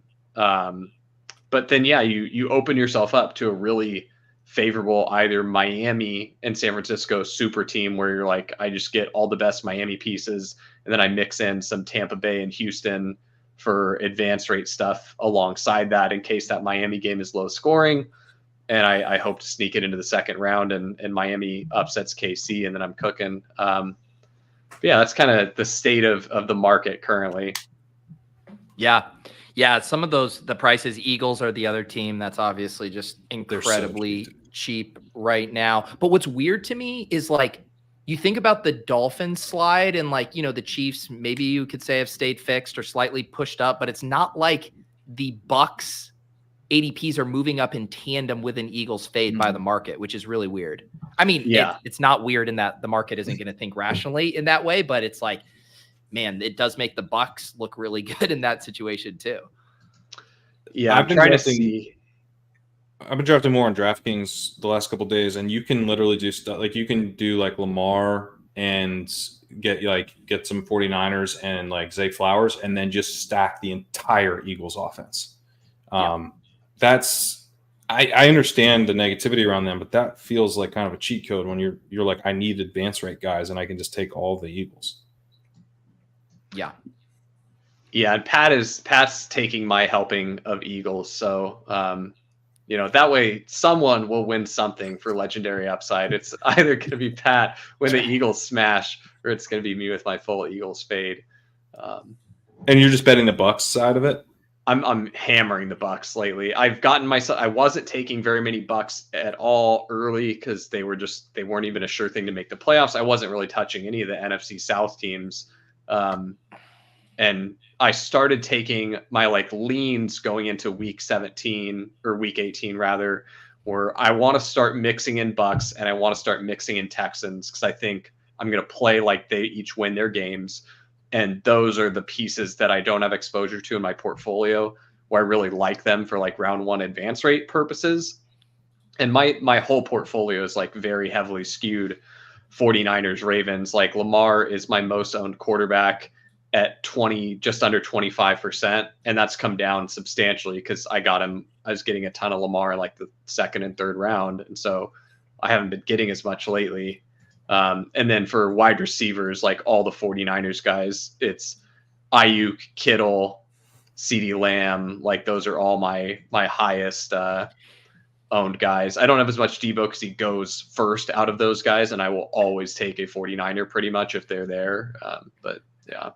I have a question for you because I noticed when I was doing a lot of the early drafts, like before the playoffs settled and I was doing Niners stuff, I was, doing a lot more of like the late Niners stuff, right? Like, all your Jawan Jennings, the Galbrain, Ronnie Bell type stuff.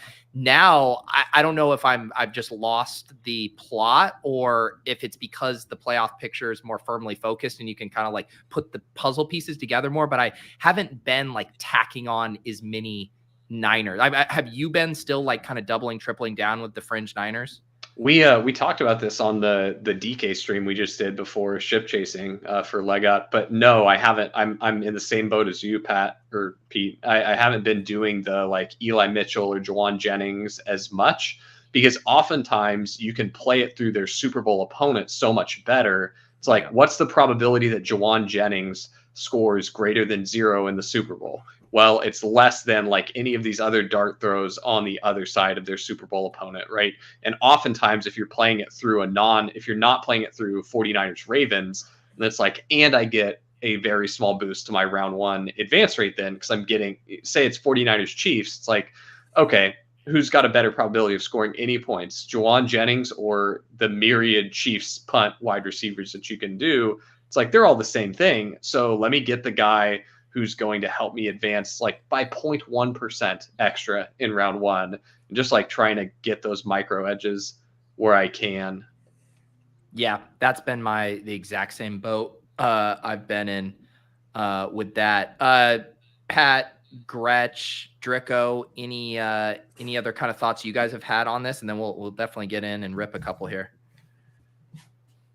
No, I'm kind of excited to get back in the Underdog street zone, and I've been, as I mentioned, doing mostly DraftKings. We launched a DraftKings tool on Legendary Upside in addition to the Underdog one, so kind of testing that out. And that's got tight end and a couple different ways to think through it. But I haven't really been drafting on Underdog the last like 3 days. So everything Sack's saying about kind of the landscape of being able to get like CMC Purdy again occasionally, I was like, I need to get back over an Underdog. That's exciting. Gretch, what about you? I know you did you just repod with Sean about this, or were you guys podding about FFPC? We did FFPC. I can't obviously do those here. I did a couple while I was traveling, but it was hard during the traveling to get a bunch in. I don't have anything nearly as advanced as what you guys are saying. What were you gonna say, Drico? This is my first year doing the Underdog playoff contest, and the biggest thing that's been notable to me, the biggest thing that the biggest lesson I've had to learn is that even more so than in normal best ball, you really need to think of when you take a player, who do they exclude you from, and making sure that you leave the maximum amount of options open. Optionality, I guess. No, you're 100% right, because Sacreligious, I take so many Niners, and I go into every draft being like, this is the one where I finally commit to the Jordan Love build, and then I like double tap Devo Samuel and Brandon Ayuk, like, well, throw that out the window. It's like every time I'm like, one of these days I'll actually get some goddamn Packers on my team. It's funny because I've done a million of these. Oh, I haven't. I mean, Sack's literally done a million. I've probably done like 200, and I'm still like, oh man, I could take Tyreek here. And then you're like, no, dude, you took a Chief. You can't take Tyreek. But it is this thing of like that little part of your brain that's like, whoa, it's pretty cheap for Tyreek. Like you can't turn it off. which is good because that's kind of who we're battling. We're battling people who are doing a worse job of turning that off than we are. That's got to be one of the biggest pain points in the rooms right now is like they both fit great for you, Miami and KC, and they both slide. It's like, oh my God, Mahomes is on the board with all three of the Chiefs and Tyreek's here. It's like pick 20. None of this should be here, and you have to pick one, and that's the pain point. And it's also, so I mean, these rooms too, I mean, everyone's seen it. People complain on Twitter or whatever. I think it's more funny, but it's like, I still give people the benefit of the doubt. I don't have the Sacreligious, dossier on everyone where I'm like, oh, they have the Chiefs. I can push this Dolphin around the turn. And then no, every time it's like these rooms will never cease to amaze you. Like they will, every time you think like this is going to be normal, someone pulls a rabbit out of their hat. It's phenomenal. I'm like, I thought it. I'm like, let's fire some up. I just laugh. Yeah, let's do it. It is nice because there's times, and last night we drafted a really nice one where it's like there's times where someone's just wiping people out, but it's not you, and you're just like, those are beautiful. Like, yeah, what a beautiful afternoon. So, I've had some of these starts where you're just like, oh my God, like they're not gonna leave me this dude too, and then they do. And that's only possible by people drafting extremely badly. Like when everyone stays in their lane, you can assemble a nice team regularly. But the only time you make super teams is when someone else came barreling in from 3 lanes over and destroyed someone else's team. And sometimes you can tell too, like in the way the first like 8 picks go, you're like, oh my God, wait. These guys look like they were being rational. This guy is clearly not. He just double tapped Purdy Lamar, or whatever. And you're like, wait, that's going to make this guy do this, which means this happens, which means you're like, oh shit, that's going to fall to me. Like, and then it does. And you are the only one left standing in a room full of chaos. Those are probably my favorite. That's why we play the game. We play the game to watch everyone else crash and burn around you, and you're the last man standing. Those are great. Yeah, Speaking you draft 900 to have 4 of those where you feel like the king. I'm currently ripping one, and I took Zay Flowers in the 3rd round, and a guy with Lamar and Tyreek just went full tilt and took Mark Andrews in the 3rd. That is full tilt. I saw someone take Justice Hill over Zay Flowers in one of my rooms earlier today.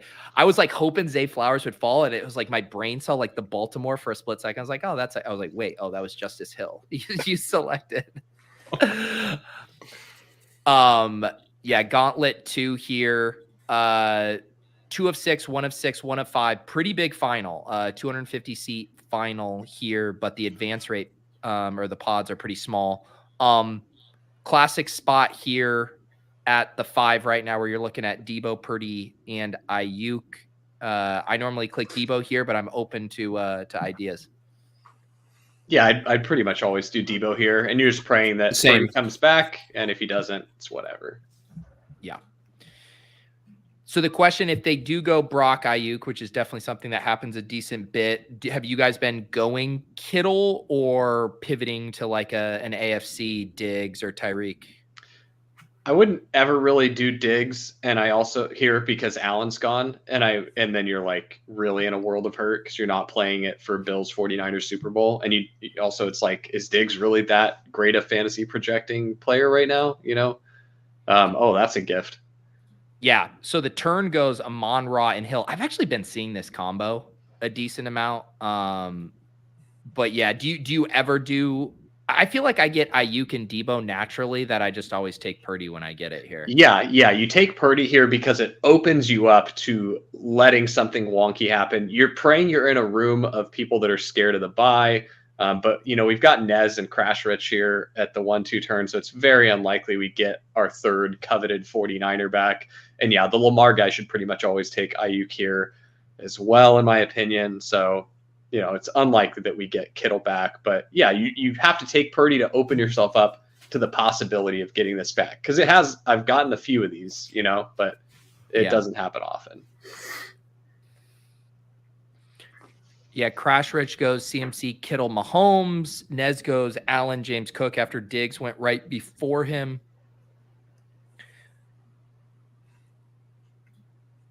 And now, this is a spot where we can go a decent amount of directions. Like you can do the KC stuff. What do you like to do here normally? If Flowers made it, I'd just do Flowers, and then I'm almost done with my Super Bowl roster. Holy Flowers shit. did make it. Wow. So now you're basically done with your Super Bowl roster, right? Like you only need 2 more pieces, and one of them's a running back. So you know that you're taking one of Gus Edwards or Justice Hill, and then your worst case scenario is you get forced into an Eli Mitchell build. And so from here, it becomes really easy to plan the draft out. And for me, I'm like, with my portfolio where it is, like 9 times out of 10, going to finish this with like a Tampa Bay and Houston and then have those as my quarterback options.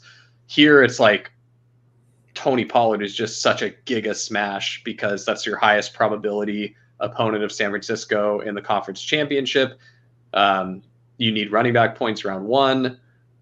So yeah, I feel like Tony Pollard is a pretty easy click here, unless you're wanting to play it through Detroit. But when you play it through Pollard, you get the better pass catcher stack option of having Cooks available as well if he comes back to you. Where if you play it through Gibbs, you're like pretty stuck going to Jamison Williamson because Laporta is still dicey to play. Yep. So we start Purdy, Zay, Debo here. Grab Tony Pollard. The team on the amount of shit you just said. That's a 900 draft breakdown right there. That was like such a fucking 900 draft breakdown. So what I'm understanding you said was that so we've almost finished our Super Bowl team, and so right now we just need to pick players that we're avoiding round 1 and round 2 matchups. Yep, and we're allowed, because we're going to have 5 players on bye here, we're allowed to break all the rules. Ideally, we don't want to have people that play in round 1, and then it's an order of operations thing, though, right? It's like preferably no one plays in round 2, but if we've got people that are going to play in round 2, that's still preferred to people playing in round 1, right? So you're just kind of like going through that, and then of course you're balancing like the fantasy projection that you can get from that player to help you advance here. And so that's why Pollard is so sweet here. Cause it's like Pollard will project fine. They're big favorites at home. He should do just fine for you. Then you can get Cooks, who will also project fine and still be a consistent bet and be a really strong piece in round 2 and round 3 for you, because it's now you're setting up a 49ers Cowboys conference championship. Cooks goes here, but that's fine. We've got all the outs in the world because we've got Tampa Bay and Houston still available. And we don't even, this is the beautiful part, we don't need to take Gus Edwards here. We're taking one of Gus Edwards or Hill, and then we're taking one of likely OBJ, Andrews, Bateman, Aguilar, right? So like we're in such a safe spot now that you actually start reaching. So you go all the way down and you secure whoever you care more about between Evans or Collins. There's only a couple of potential Super Bowl running backs. What about Ferguson? We only have fine, but I like Collins and Evans to project for better than Ferguson, right? Get through round 1. Who do you guys want, Collins or Evans? Like Collins, personally. Yeah. You're going to get both here, by the way, because that's what we're doing on the next one. But yeah, this is why you're concerned, because you only have 5 players in. We got to hit the nuts ish, the nuts adjacent. It is 2 of 6, so it's like that's why it's like we don't even need to get that crazy. It's like, shoot, Mike Evans, Nico Collins, Tony Pollard +1, and a quarterback stacked with one of those pass catchers is like, that's pretty live to advance. And again, it's 33% base advance rate. My goal is, can I get myself to 20% advance rate with this? With a 5 bye, it's really hard. You're probably looking at like between 10%, maybe 15 if you got some really good projected players. But here, Gus is still on the board, so you get Evans, you queue both the Baltimore running backs here, and you got to remember your streamer rules. You never queue anyone up. You don't put that billboard up. Nez is tilting that he lost Diggs, and he's ready to blow up some stacks right now.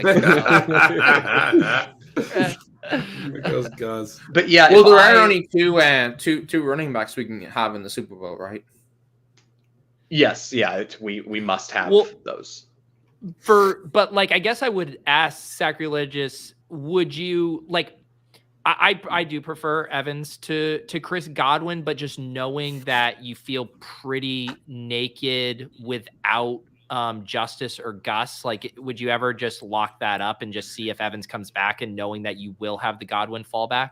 Yeah, I definitely do. But at this point, it's like both of them are on the board, so I have cover for it. Usually when I'm drafting, I'm like looking at, is there anyone, number one, are there illogical drafters in here, that are picking between me and my next pick? Number two, for the logical drafters, is there someone that would want to build out Ravens? And then are there two people that would want to build out Ravens? Because most people building out Ravens aren't going to be in a spot where both Gus and Justice make sense. This guy's surely going to do it here, though. I was waiting for famous last words here. Oh, it's happening. He should take likely, yeah. Yeah. And then I haven't been paying attention to Eric 54. He does have Lamar. Oh no. Shit. Yeah, no. It's Jover. He's been waiting until round 7. Just do Odell for kicks, bud. You need to lock up Odell here. Stop it. He's making us sweat so hard. Don't do it. Oh, now you jam Justice in. We thank our lucky stars. But yeah, that's like a spot, Pete, where I'll always be willing to reach on a guy because it's like the linchpin of your build. It's like the probability Justice Hill scores any points in the Super Bowl versus the probability Eli Mitchell or Kyle Juszczyk. It's like, oh God, I would much rather be playing on the Justice Hill side of that. So yes. Yeah. So we are going to have one more. We're going to take a quarterback, which we have the optionality for either, and then it's Odell. We windmill Odell here because we're like winning this. If this gets to the finals and it's 49ers Ravens, we win. The only thing that we're then up against is headless CMC teams that can beat us. So CMC teams without a quarterback and the nuts, like CMC that got a Ayuk plus two, Gus Edwards and another good player. Or you're looking at a Lamar team that of course doesn't have CMC, probably can't have Debo. So you've got clean paths to win in all those, and we have pretty high projected players with them. And a lot of people have like those ancillary Baltimore pieces at the end. So we're in a really good spot here. And like there's no real way for people to box us out of a piece that still is within structure for us. That would be like the last good projected piece. And we've got multiple quarterback outs, and they're not desirable quarterbacks typically for people. How granular are you looking at your like portfolio from a combo standpoint? Like, I assume you've drafted a similar version of this team many times. Are you trying to be like, all right, this time I want to get like Gus and Likely instead of, Justice and Odell? Are you trying to do that? No, it'll happen naturally over the course of the volume that I'm getting in. The rooms are so random. And also you've got the pod variance of like, I wouldn't care if you told me I had 50 teams that were literal, like, 10 player copies on 50 teams. If they were a good team, like, cool. Yeah, give me 50 of them. Because a lot of them are going to die in the pods. You just want to get what you can get through. And I play a way higher risk style than I think a lot of people are comfortable playing. Like, I'm good, even if I get down to like a 15% global advance rate on all my 2 of 6 stuff, like I have a lot of confidence that I've built well enough that I'm still wildly positive expected value. So Stroud for you guys. Yeah. Yep. All right. So this team, comes together really nicely. We got one more player. We got one more pick, right? Oh yeah, who? This is our now round 1 receiver, and now it's dealer's choice. You can either go running back, you can go like Devin Singletary, you can go Dalton Schultz, you can go Chris Godwin. So yeah, that's why this fits so nicely, right? Because none of these are bad projecting players either, right? Because we already have our Super Bowl 5, and we have one. Now we just need our final. First round 5. I think it would be Godwin. Who projects the best here? I think ETR has Singletary as the highest. Okay. And I do a good amount of Singletary. Yeah. But I've also hammered some Schultz. Yeah. But anyway, I got a gang of teams that are like this exactly, basically. Yeah. This is a cool team. I hope so. Yeah. So for the audio listeners here, Brock Purdy and CJ Stroud at quarterback, Tony Pollard, Justice Hill, Devin Singletary at running back, Debo, Zay, Nico, Evans, Odell at wide receiver. So obviously round 1, no points from Brock, Justice, Debo, Zay, Odell. And on the flip side, we will need to get scores from Stroud, Pollard, Singletary, Nico, Evans. That's a strong 5 if you're going to just have 5. For project, like, well. Yeah. It's like we got our 10%, you know, we got at least our 10% equity here to advance out of round 1. Yeah. Yeah. And that's the thing too, right? Then you can start going and looking at, you know, the other teams. Like normally, right, the Lamar team also, isn't going to project super well, but this guy didn't really load up on a ton of bye weeks. So his advance rate will probably be slightly better than expected relative to most Lamar teams. But I do think you want to think about, like, what are you able to get through? Like, you almost don't even, to some extent, you don't want to, like, think about round 1 and how painful that's going to be. Let's think about, we are unwrapping our presents in round 2. Ooh, what did I get through? Oh, look at this guy. And it's like full Ravens 49ers stuff. It's going to be so much more powerful than the people who just go like Lamar, Zay, and then like don't really build it out because they're worried about not advancing. Like they do have a better chance of getting through, but then when they go in and unwrap that team, it's like, ah, shit, because you still have a long way to go. Because the thesis too, because you might be like, well, you'll have the bare minimum 5 for a starting lineup, but it's like, will be what? Did you look at the data, Zach? Was there any teams that advance with 6 buys from round 1? Like, would anyone be able to sneak one through? That. The thing that I was looking at to like kind of give me a sense of how easy or hard it is to advance out of round 1 is there were about 5% of teams that could have advanced with a 0 at quarterback. You can take a stone 0 at QB. So I kind of use that as like and that was with a 1 out of 6, right? So 5% is kind of like your minimum that you could possibly advance. Like your advance rate should never really be lower than 5%, provided you're not trolling. You know, like if you drafted like Rico Dowdle, Jalen Tolbert, and Michael Gallup as 3 of your 5 only active players, like, okay, yeah, you can get under 5%, bud. But if you're playing this for real, like your probably floor is like 5%. And since this is 2 of 6, I'd say it's probably not totally linear. You're not going to go from 5% to 10%, but you're probably like right in between there. So maybe like your bare minimum worst case scenario that you can advance when you're sitting at a full 5 lineup, it's like 8% maybe in a room. And that's kind of what I've estimated at. And yeah, I think that for even where I play pretty aggressive, where I'm not getting a 5-buy team, but if I've got 4 on buy or 3 on buy, like those are the ones where I'm like, I can pretty easily get up to 20% advance rate on those suckers. And then of course I've got my builds where it's like, I didn't end up with bye week teams here. I ended up with, like a Dallas and Buffalo Super Bowl. And this is a powerhouse to advance. And I'm going to be like, if not, 33%, like I might even be a little better than 33. So like globally across the portfolio, I think if you play the game correctly, you probably should be shooting for like a 20% first round advance rate, and you can ratchet that down if you play super duper aggressive. But yep. Yeah. And you mentioned the stuff about throwing out the rules. So like, obviously here, if Houston wins, then they would run into Baltimore, assuming Miami didn't win. But in that, you're just like, I do not care because I am trying to get this 5 bye week team that no one else is going to have. Yeah, exactly. And so when that happens, we still so Houston wins in the first round, right? Now they're in the second round. Now this is Gauntlet 2, so they're going to be much higher owned in this. They're drafted, Nico Collins is drafted almost every single draft. Devin Singletary, there are drafts where he doesn't get drafted, and Stroud, there are drafts he doesn't get drafted. But you go to round 2, you're going to see other Houston teams, but you do get that second game out of them.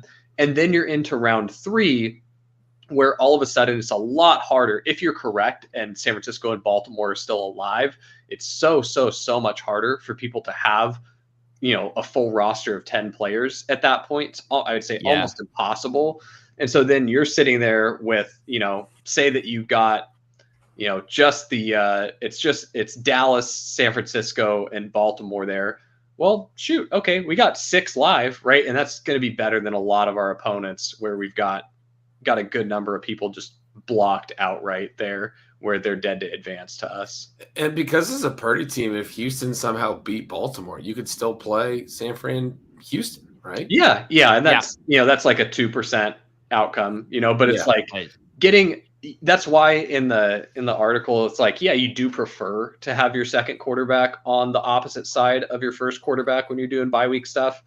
But again, that's not the driving thing. Value would be the driving thing.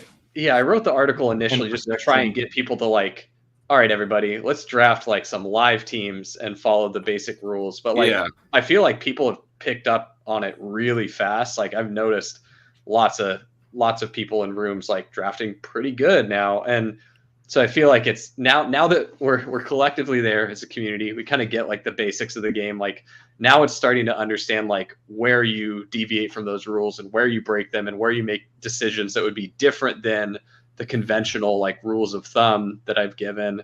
And that's like the next level of how you get to be really good. And that's, I bet you, just with how fast to me, it seems like the game advanced from last year to this year. I bet you next year is all about that. That's where the edges are. You're going to end up with a lot of these cookie cutter people following 4 teams that they're predicting into the conference championship type of builds.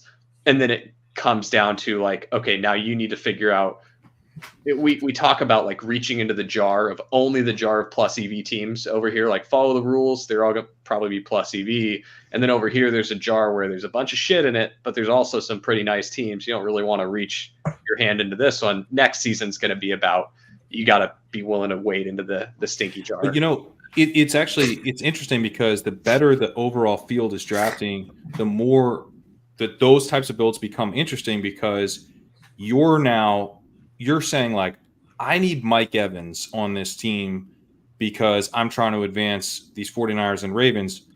Well, Mike Evans is more likely to be there when everyone's kind of staying in their own lane and building out these teams where they've got a coherent conference championship game. He's more of an advanced rate round 1 type of guy. There are scenarios where it makes sense to grab him as your third NFC team, when you're trying to advance these mega bye week teams. So I think it actually, like, as the game develops, then those opportunities will become a little bit more appealing even. The other thing is that if the 49ers and the Ravens are the Super Bowl this year, that's 2 years in a row that we're going to have had 1 seed. And then that will dominate the narrative. Next year will become all about how do I get the 2 1 seeds in? Because obviously that's what happens now in the NFL playoffs, and that's the only thing that can happen.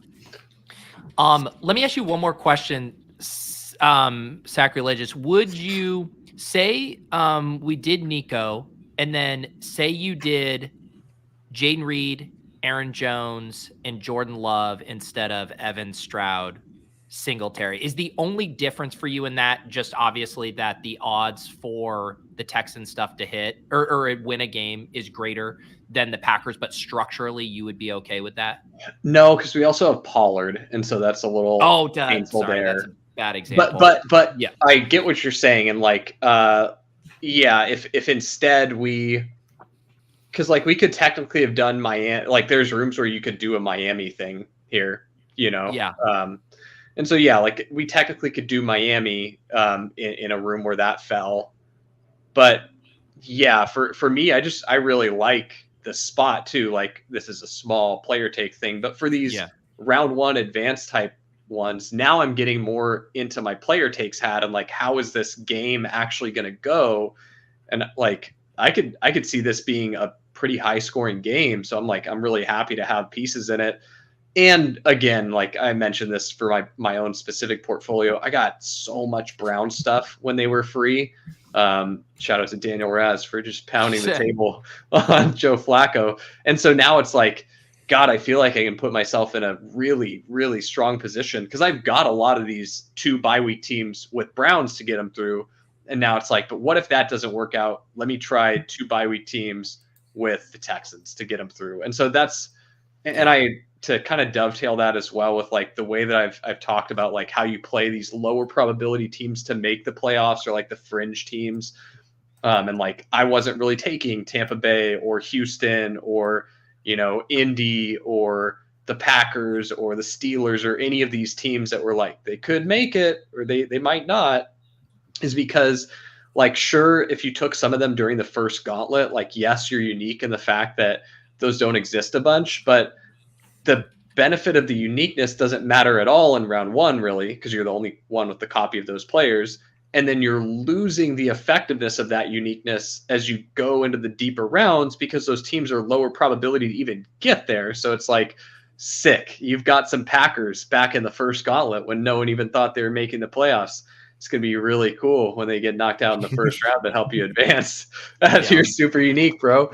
But now nothing happened. Nothing bad happened to like, I didn't have a ton of Houstons. I didn't have a ton of Tampa Bay. Nothing bad happened. I just loaded up on the best Houston, Tampa Bay, get me out of round one build you possibly could build, right? Nothing bad happened. So you just load up once those teams are in.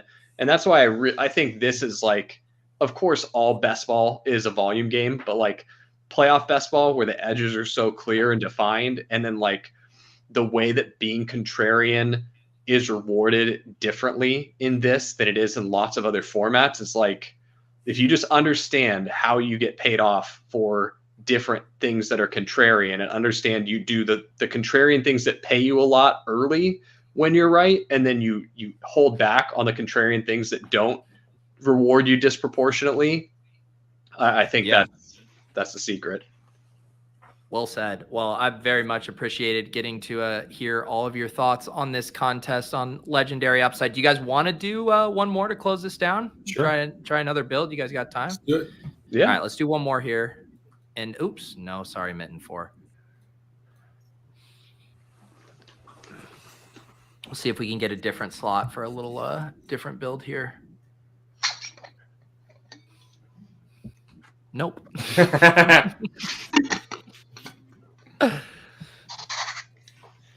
Have you done it when you meant, I assume your answer to this question is the same thing, like there's enough randomness or whatever. Have you done any kind of reaching to try to get stacks or pairings that you don't think are going to be as frequented?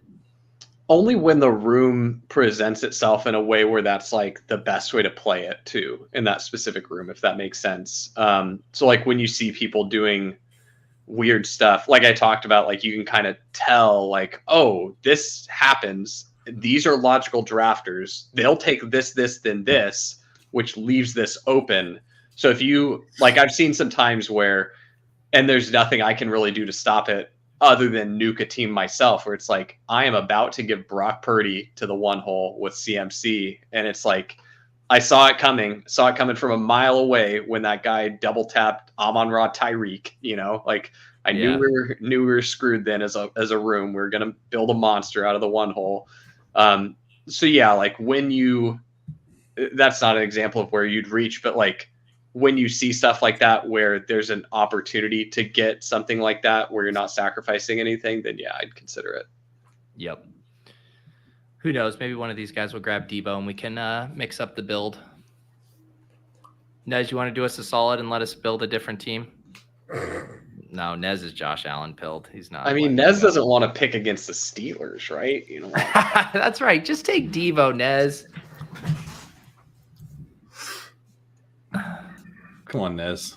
Jeez, Nez is multi-too. Nez is going to auto Josh Allen. Oh, Nez is a sweetheart. Let's build a Josh Allen team.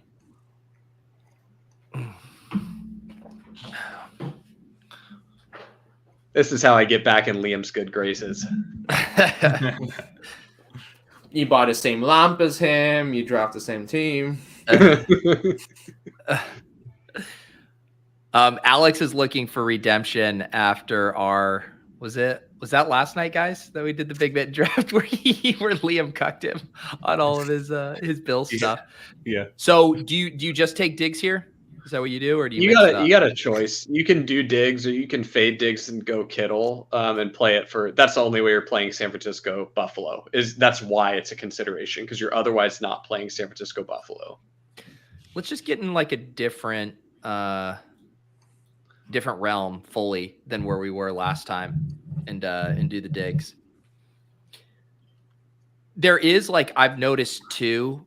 I was actually talking about this with Pat, like, and I'm sure you've noticed this a million times, where like there's the pro con of like trying to push a player, like squeeze in the extra guy like Kittle, and then who knows, maybe the room gives you Diggs. Obviously that's very rare, versus when you get like squatters rights, like because you're now taking off the table for someone at the turn, like a crutches to do a Diggs Cook double tap, where it's like less attractive, where I think your ability to get all three like ratchets up in a very big way.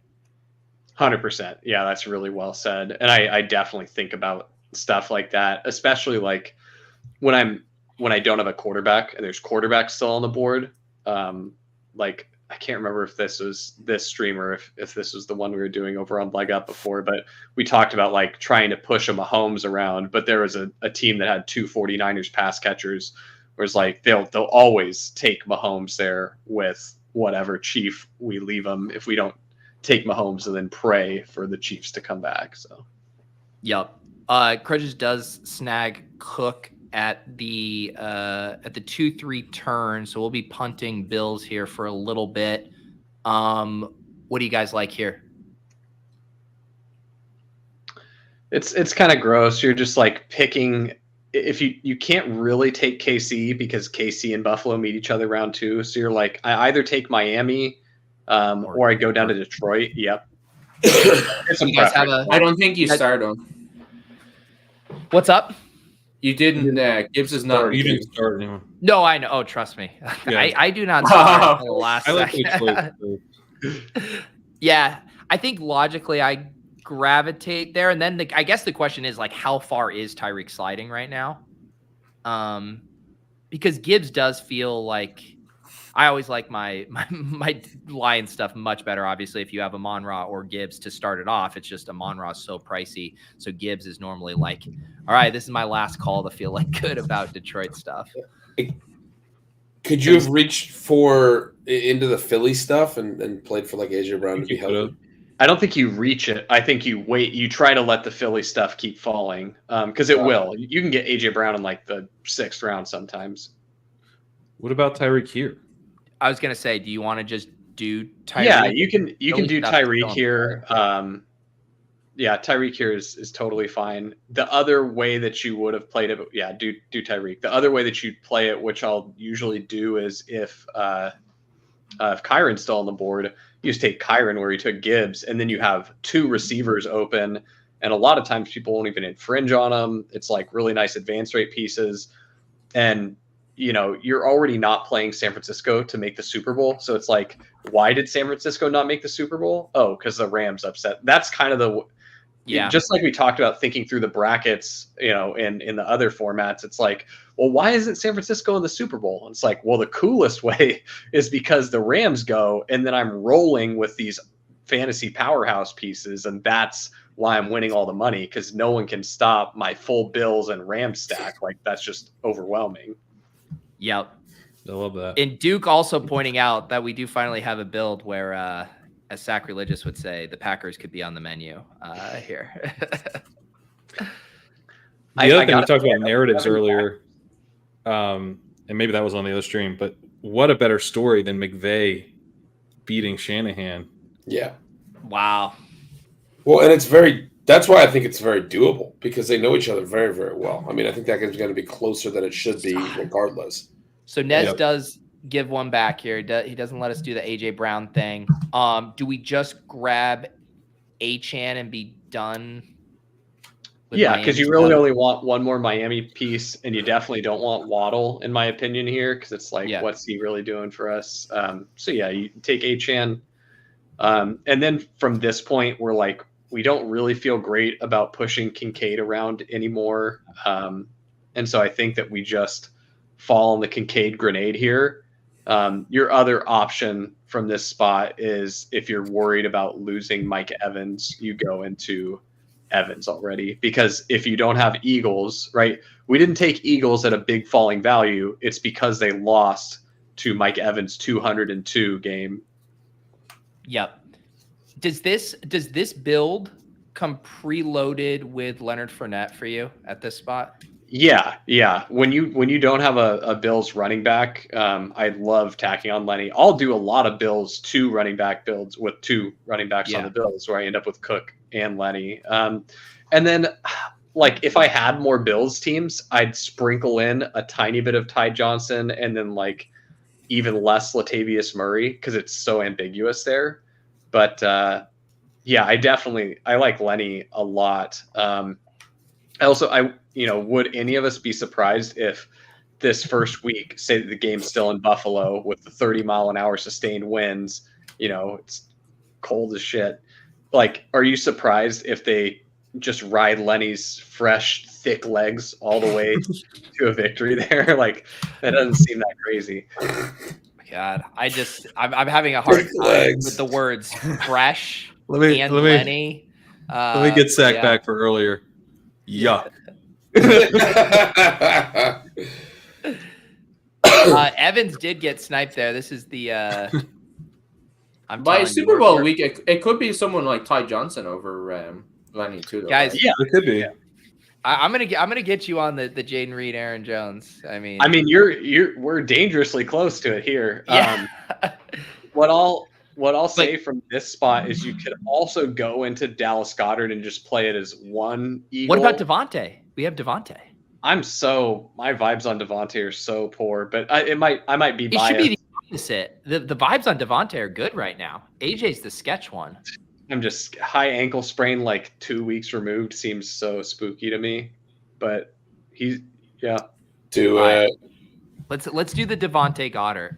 Yeah, and that feels totally fine. We're gonna get our third running back through Fournette anyway, and then we'll just hammer Shakir Fournette. The one, honestly, the piece that I want to lose the least in Bills drafts is Khalil Shakir. Because I think by the end of the playoffs, there's a non-zero chance he's the best pass catcher on the team. Like, I know that might be a little hot, but I thought he was good coming into this season. Then they didn't use him because they were like, it'd be really cool. What if we put a slower guy who runs worse routes with worse hands out here? That'd be sick. Let's put a lot of Dalton Kincaid on the field. And now they're like, wait a minute, this Khalil Shakir guy could play. So I don't know. I'm kind of in on the Khalil Shakir rising. If the Bills, make a deep run, like, you got more room for Khalil Shakir to have a big breakout game and then maybe, make it so the genie can't go back in the bottle. Yeah. The Gabe injury stuff is bad too, right? Yeah, it's PCL. They say that he could be back at some time during the playoffs, but dude, PCL sprains, you can miss some time. Like that does push you towards Shakir as well a lot. For sure. Yeah. For sure.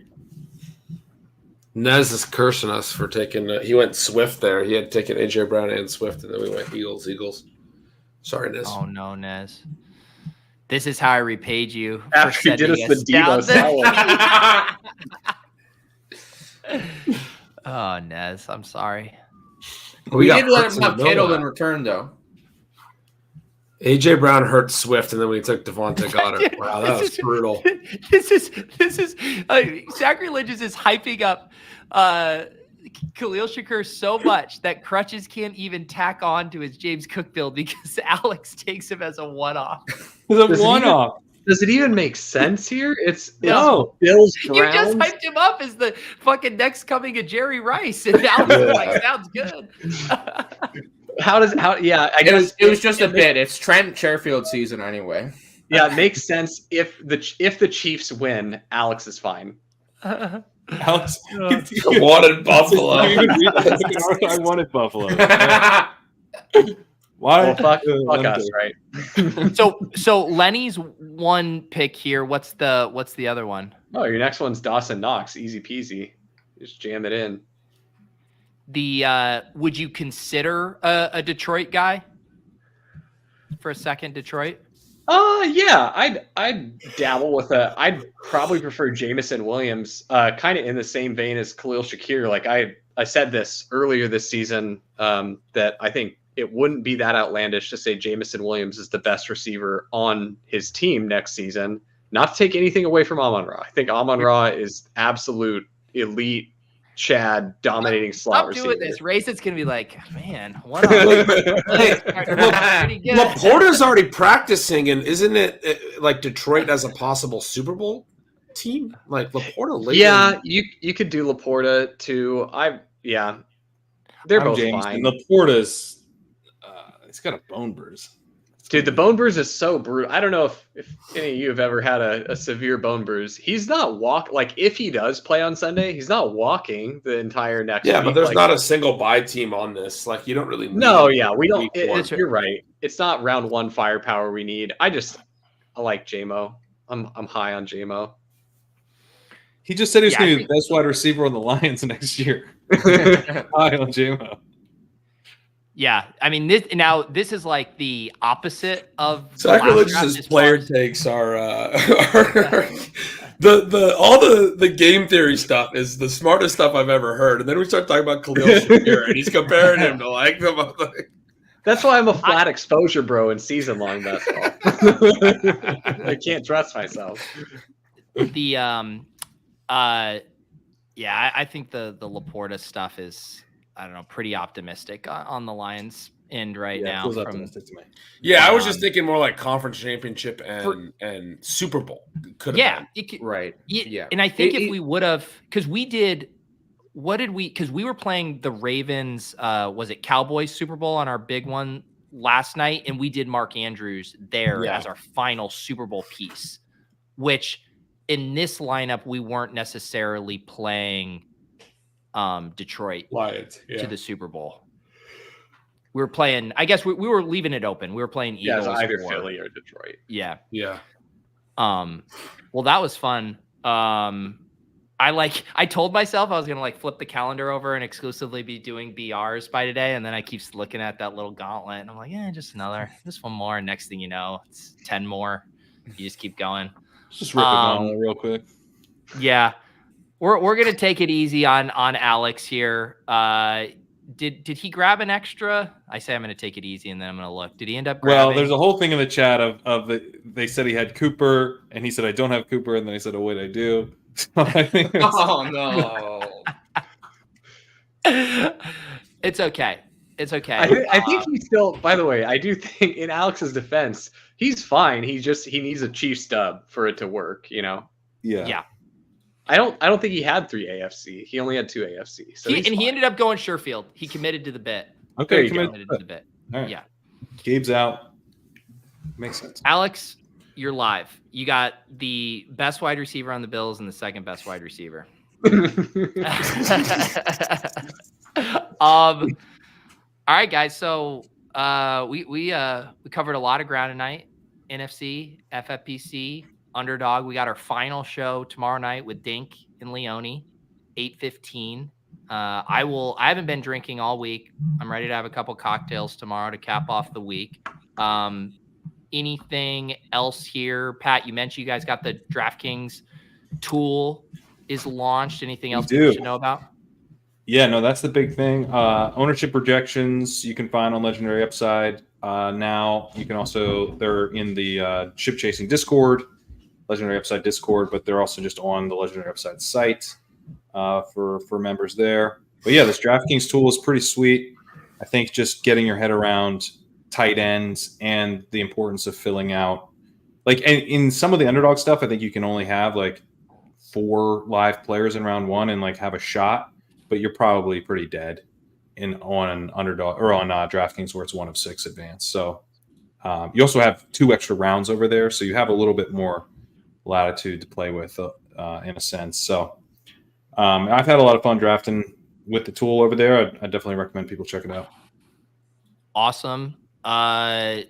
Drico, anything people should be looking out for? Stat chasing, obviously, in the books for the year. Anything else you want to point people toward?